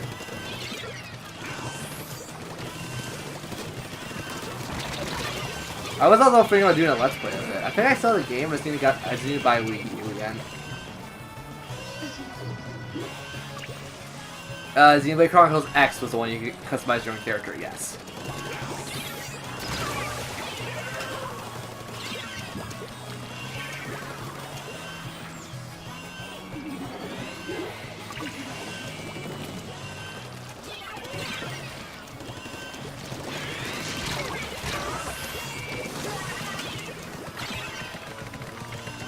But I'm not gonna lie, I'm pretty sure I have vanilla Xenoblade Chronicles somewhere in my room. I need to go fish that out sometime. Actually, I think I know where it is. Actually, I see where it is. Never mind. But once again, I need to go buy a Wii U again. I need to also re-download a ton of games on that. Oh crap! I need to buy another Wii control, a Wii controller again, because all of my Wii stuff was with my sister. And my sister lost my Wii U because of storage legal problems. Crap. I thought that was very good seeing people enjoying the music from that game. And the gameplay. Yeah, like, the thing is, I liked the gameplay. I definitely liked the idea of it, but there were certain things about it that felt pretty flat, and I didn't like it. For those who don't know, like, the online server is probably long gone off that game. You gotta choose your path and stuff. You can change it within any given time if you didn't like how you're doing stuff. But there was meant to be like an online community trying to help each other build up their stuff together. And what that really, what that referred to was, hey, we're gonna have active events, and if you guys complete the events, you guys get a little bonus thing. Sorry, my god, I have a lot of saliva in my mouth right now. And it's like, oh, you get a little bonus thing, but it's like you're working cooperatively, and it's not like a raid or anything, and there's like no online. It's just you and your 3 allies, or your 2 allies, rather. Like, I liked it in principle, but they didn't execute it correctly, in my opinion. Because I thought Xenoblade Chronicles X would be like an MMO. It was a pseudo-MMO, and it did not feel very fun. Yeah, but no, I liked it. I just remember it was probably like right after I got my first Skell ever, I was just like, okay, this is getting a little too like hectic and too confusing for me right now. So I put that in game and didn't pick up the game ever since because I was dumb, and also was busy with Monster Hunter stuff and other things because the Wii U kept me very busy with Virtual Console and stuff. Actually, shoot, I really want to buy a Wii U again because I had Pokemon Mystery Dungeon on that, and Pokemon Mystery Dungeon was really fun.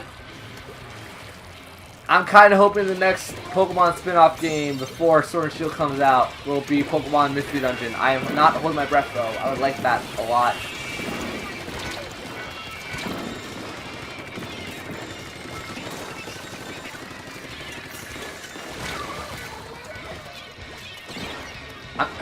I'm kind of curious if I could ask my sister to buy me a Wii U.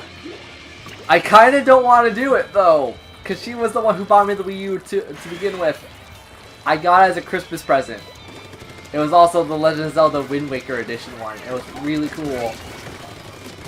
I don't want to text her and ask her to buy me another Wii U. But in return, it was also totally her fault that I lost my Wii U.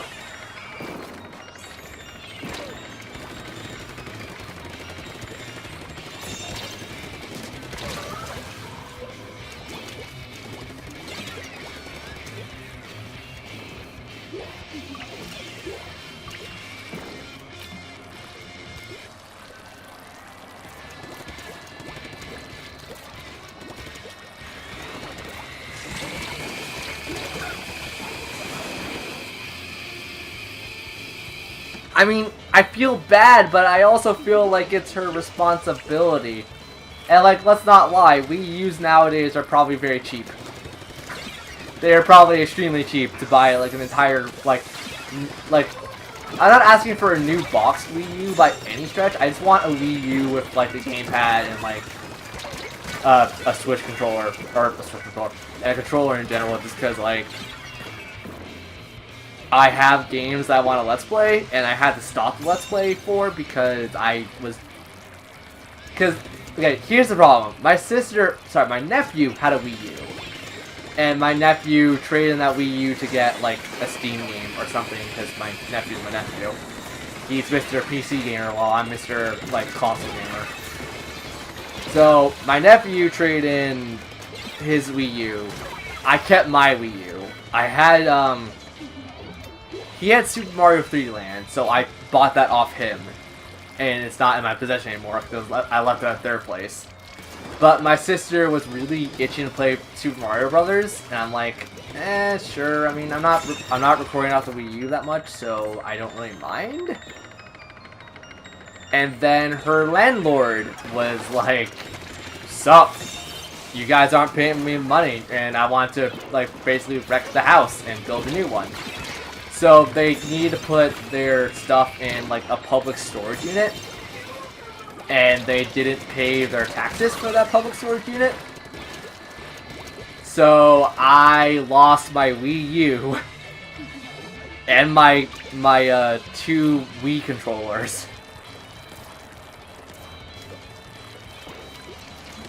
And I lost, oh god, I think I lost definitely a lot of data stuff on that, because I had so many games on the Wii U. I had Xenoblade Chronicles X, I had...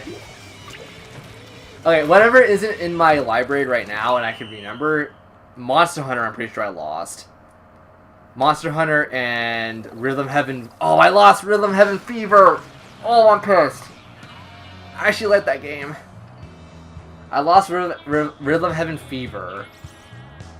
I think I lost a couple other games. I can't remember all of them right now. I remember Monster Hunter Ultimate, or yeah, Monster Hunter 3 Ultimate was one of them. I actually wanted to record that too. I wanted to do an online series when that was still active, and I think it's still, actually it's not still active, but still. I wanted to do an online series of that, and also a single player story of that. I lost, oh wait, no, sorry, I didn't lose that, because that would be tied to my Nintendo account. So anything that's tied to my Nintendo account, I'm fine, because I can just get that back if I get the Wii U. But I lost so much. I think I also lost a really good memory card too, because my SD card in there was actually a really powerful one. Because obviously I bought a lot of digital games, and I wanted a powerful SD card for it. Oh my god, I kind of want to ask my sister that next time I see her. Oh, that's gonna physically pain me. Hello.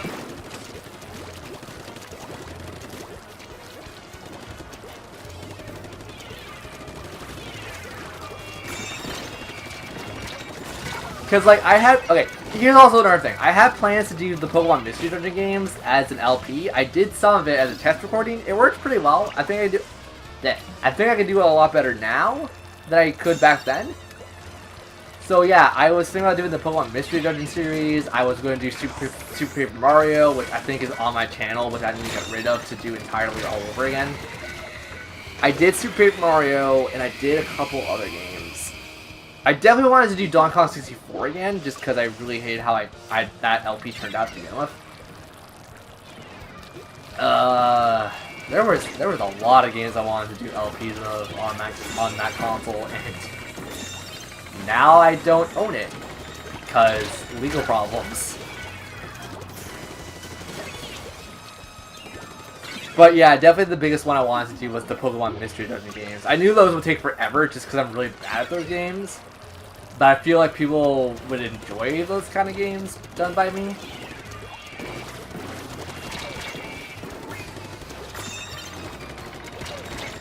And plus, I'm not gonna lie, if the eShop on the Wii U still works, like, if it still has everything it has, or had back then, I would actually want to buy some more games off the Wii U, just because there's a lot of them I wanted to do a Let's Play of, and a lot of them I actually never got to experience for the first time. So, like, obviously I'll do a test recording and, like, a test playthrough before I do any of them. But, yeah, there was a couple. I think a couple of the Fire Emblem games were on there, I think. I know Wario Land was on there. I think WarioWare was somewhat on there too.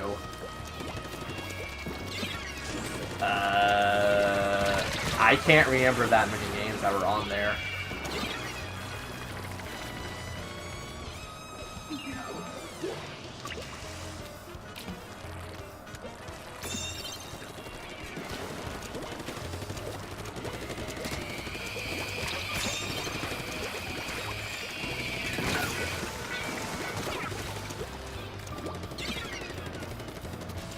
Oh, they are great. Like, I've played all of one, and I've played a good majority of the second one. When I say a good majority, I stopped about halfway because I was getting very frustrated with that game. Like, frustrated in the sense of, I was making progress, but I was also being hindered by my types and stuff, so it was very dumb. And also, I was just doing stuff under-leveled, and that's not how you're supposed to do stuff like that. Yeah, but no, they are very good. I, once again, only played half the second one, but the second one was freaking amazing.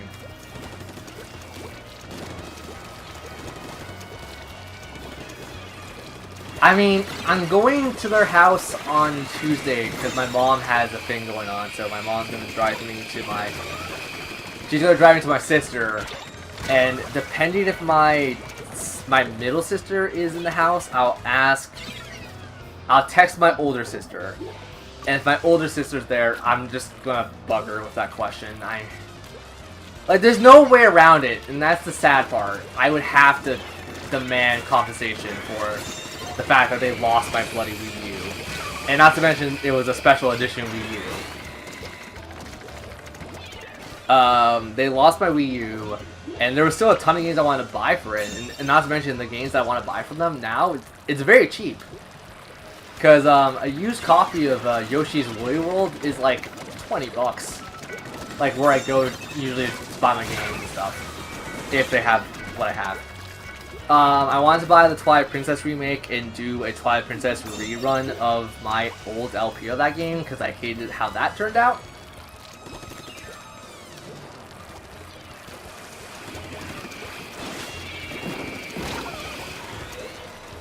And I want to do a Splatoon 1, story mode because the online's gone entirely. But I would want to do a story mode of it just to show off, hey, I played Splatoon 1.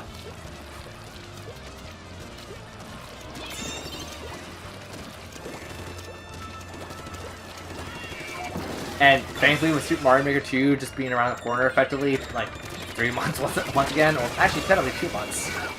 Because we're like right at the end of this month, so 2 months. So it's 2 months away, so I mean, that's alright.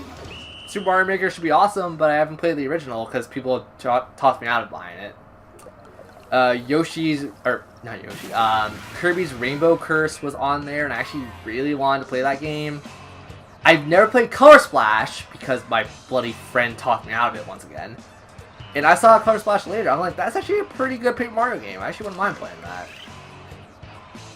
So once again, there was a lot of games. It's just shit happened.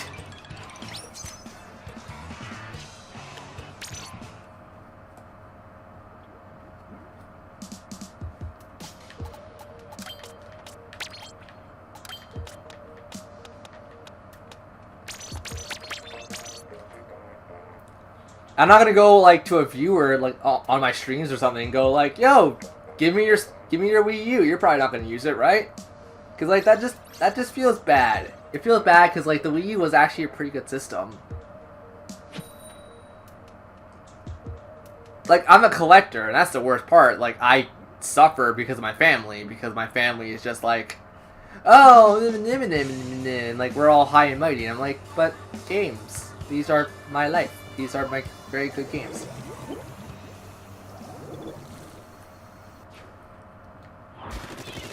Like, even the bad games, I will admit, even the bad games I own, I would still want to keep them just to say I own them. And like, that's a very dumb thing to say, but like, yeah, my collecting hobby, it was seriously a hobby. It was kind of tarnished and ruined because of my family also they were in a financial situation where I'm like, okay, sure, I'll throw you a couple of dollars. And okay, granted, I got my money back from this one, but it took much longer than I wanted to. So this is when I was working for my dad, right? So I was working with my dad. I was getting paid, I guess a little less than average, just because like my dad sweet talks himself out of situations, and I hate that, but I also love it because I can do that too. So my dad sweet talked me into like getting less pay, but having more freedom at home and stuff, or something stupid like that. I can't remember. So I worked between, like, on weekdays that I didn't hit the gym, which was, at the time, was Mondays and Fridays, I think. So whenever I didn't hit the gym, I was in the store from bloody 9 in the morning to, like, 5 in the afternoon. So, like, not bad work cycle, in my opinion, but, like, that's every day. Every day I was in there working. So I was averaging, I'm not gonna say, like, just out of privacy and whatnot. I'll say a random number. I'll say like $602. Like I was averaging that amount of money. So like per week, because my dad paid me per week.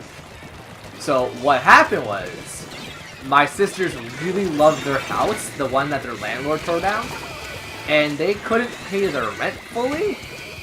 So I chipped in $1,000 to pay for something that wasn't mine.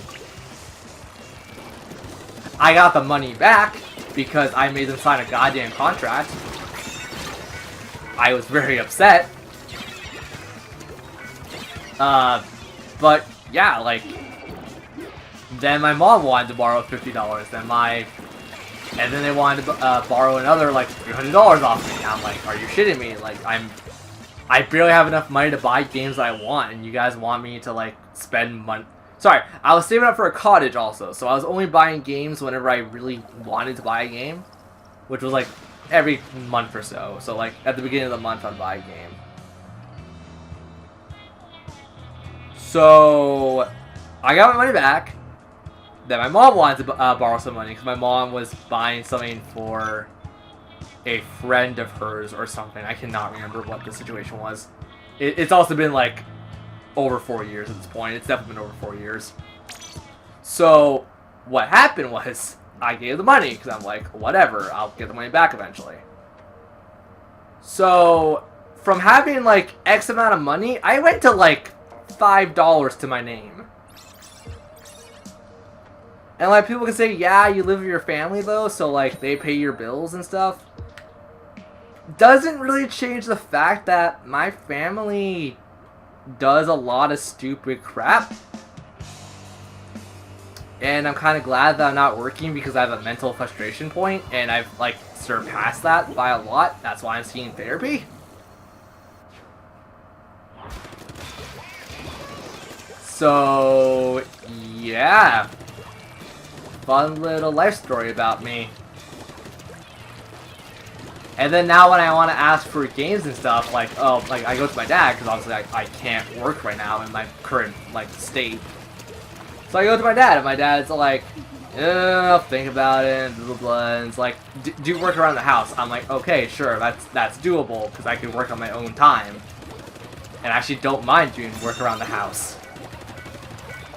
But then my dad is a smart aleck and tries to say like, oh, you don't do nearly enough. And it's like, I need to put my foot down and go like, no, like you said this, this, and this. I did that, that, and that. I think it's about time for you to pay up. So, once again, I don't mind doing housework. I do mind when people try to take advantage of that and use that as to their own personal gain. I'm not saying my dad purposely does it. I'm just saying that I've known people in the past that will use their authority to get what they want and like will not give two craps about people underneath them.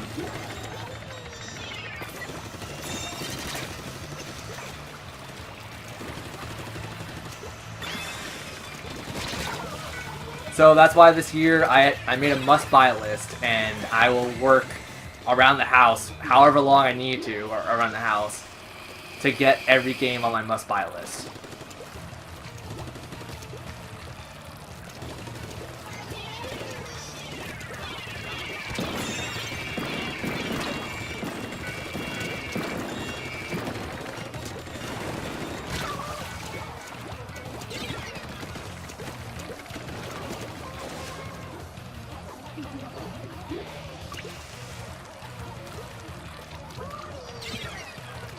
The problem is, my must-buy list, every game comes out like a month after each other. And I've definitely told a story, us in Canada, we pay like $100 for a Switch game.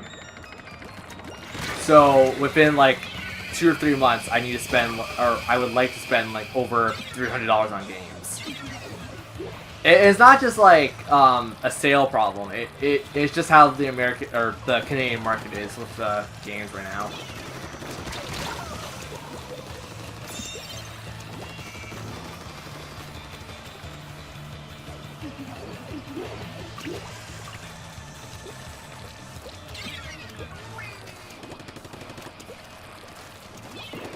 Like, I'm honestly starting thinking about cooking for my dad, just to say, you know what, screw it, I'll do a suck-up routine, where it's like, here, I made food for you, now pay me in games.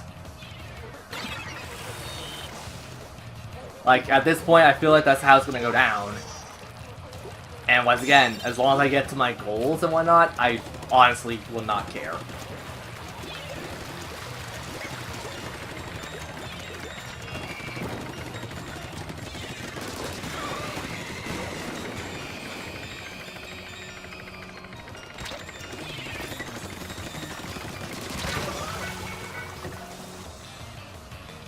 And before someone's gonna say, like, why don't you ask your mom? My mom has, like, severe depression. She has this severe depression and hasn't really worked in, God, years. Because, like when I mean work an actual job. She obviously works on a house, she cleans, she does other things. But, yeah, my mom has severe depression. I have somewhat depression. It's hard for me to clarify because I don't know and I haven't been diagnosed by a doctor. And in all honesty, I'm kind of scared to see a doctor for that, just because I'm kind of scared of that just being a waste of time and saying, like, no, you don't have depression or whatever. It's just like, it's one of those weird things where, like, I grew up in this kind of situation where it's like, because, God, this is horrible to say, and, like, I don't want people pitying me or anything. I just want to clarify this. So, roughly when my mom got depression was probably shortly after I was born. So, that's when her depression hit her. So, yeah.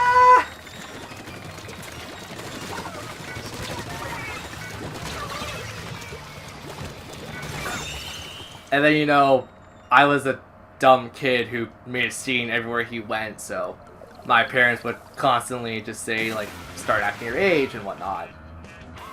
Yeah, I grew up with some mental problems.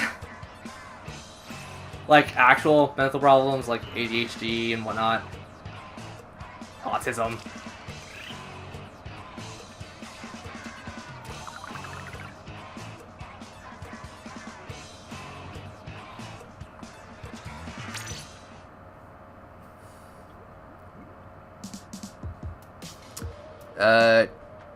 You mean the person you had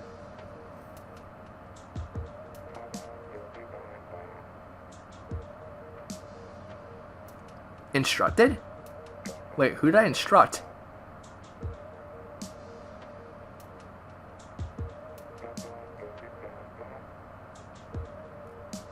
Huh? Am I dumb?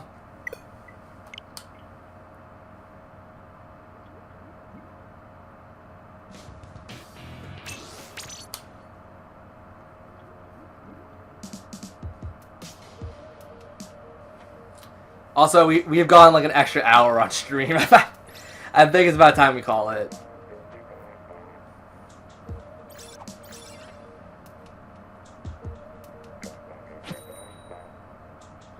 Let's do 5-hour matches, and after 5-hour matches, I'll call it a stream. Okay, yeah, okay, guys.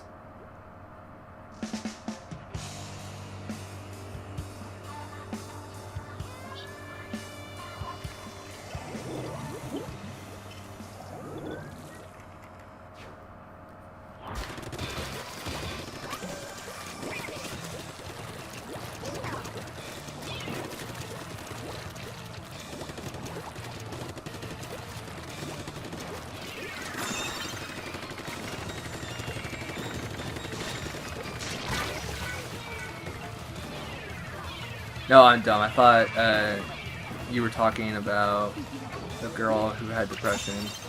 You tried to cheer her up. I mean, the girl who had depression in my family is my mom.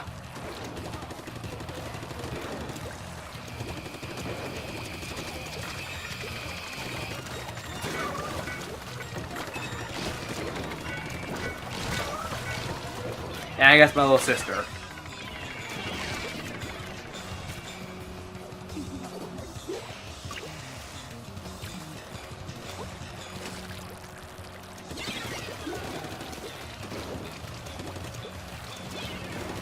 I mean, I'm no doctor, but I mean, like, I'm a good ear if someone wants to lean on me and, like, kind of needs to talk about stuff.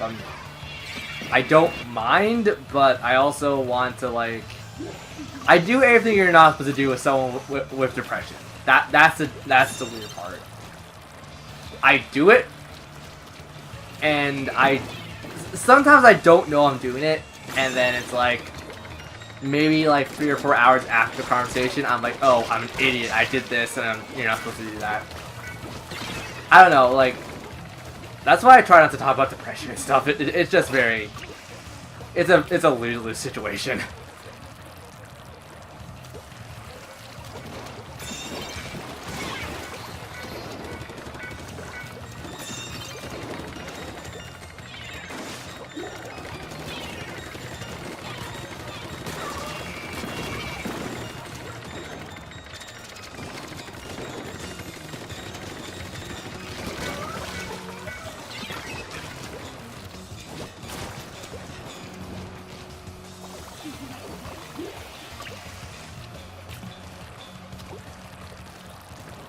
Yeah, so I don't know why I went on that rant. That was like the world's biggest rant for me. I don't even know why the hell I went on it.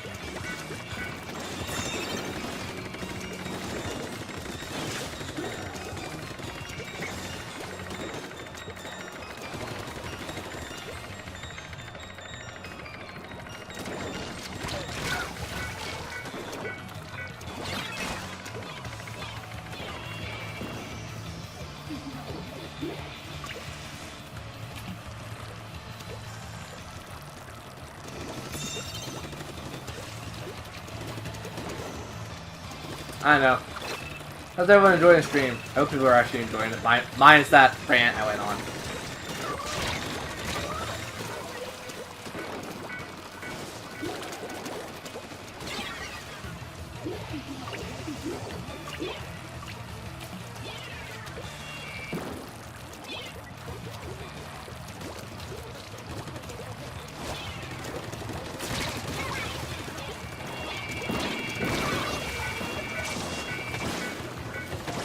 Oh, I also had Smash 4 on my Wii U, now that I think about it. I had a couple games on my Wii U I actually really liked. Smash 4 was definitely not one of them. Smash 4 was just Smash for me.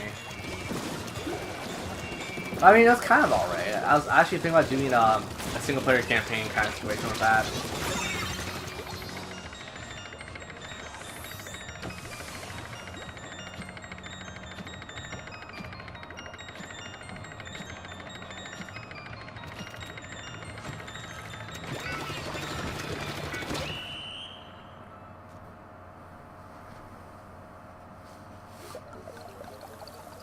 Yeah, I'm gonna actually text my sister this now. She's gonna get pissed at me. I wanna snip this in the butt. Snip this in the bud now. I am ready for a very angry text back.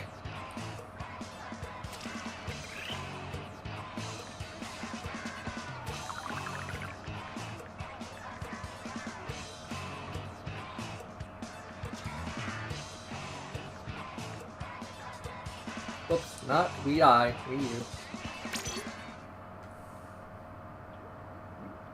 I don't think it was returned to me. I know my magic cards were. I know that magic cards were definitely returned to me because that was like another big thing me and my sister were getting into, and I got into very easily. Mostly because I watched Pro Jared and Steven George and whatnot. So first was a win.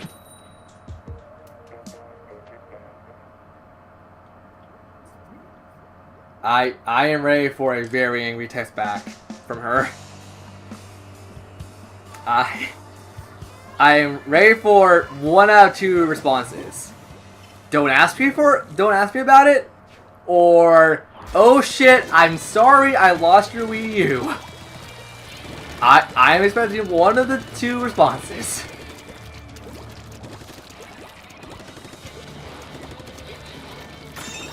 I don't even know if she's at work right now. That was a dumb call. I probably should text her or talk to her when I went to their place on Tuesday.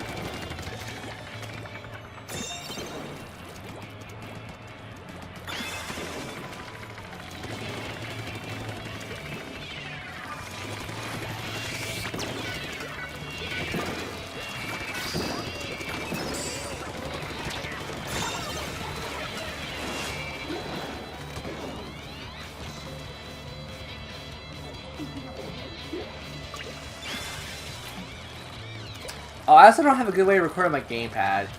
Even if I have my Wii U, I don't have a good way to record my gamepad. Damn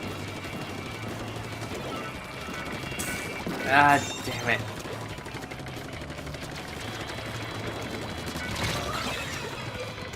I'm just trying to think, like, if I should ask for a custom gamepad or a custom Wii U where everything's hooked up to my my Elgato and I can just kind of swap the screens or like do a dual screen setup.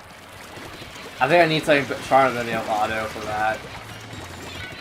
Like stronger as in like editing software or something, not stronger in the sense of that.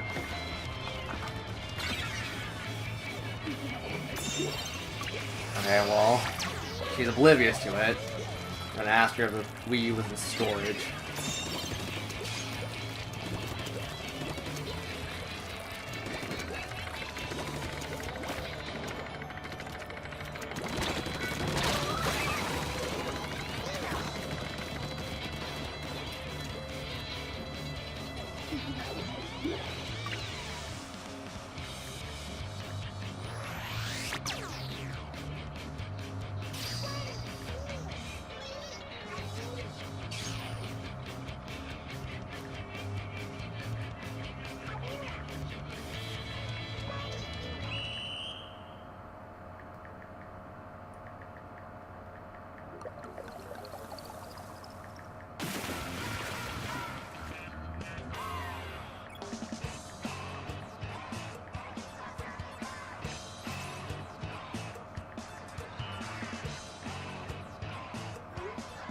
There.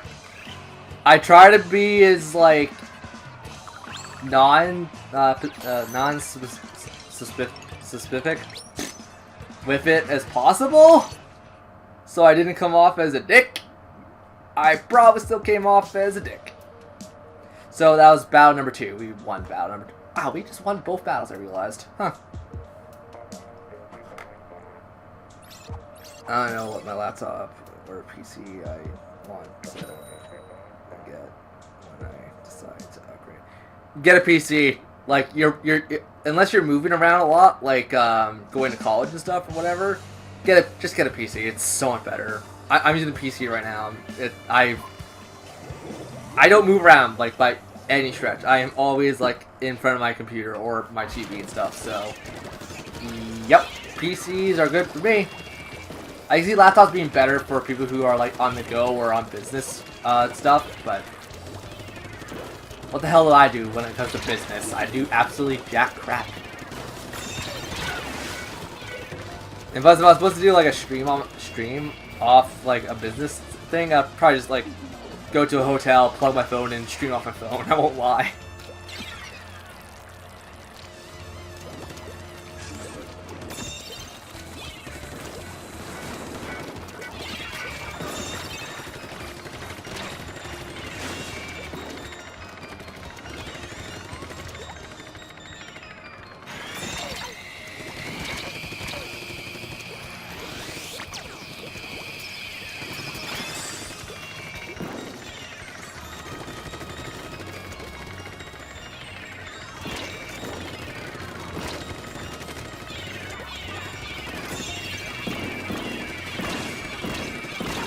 Sweet bacon god!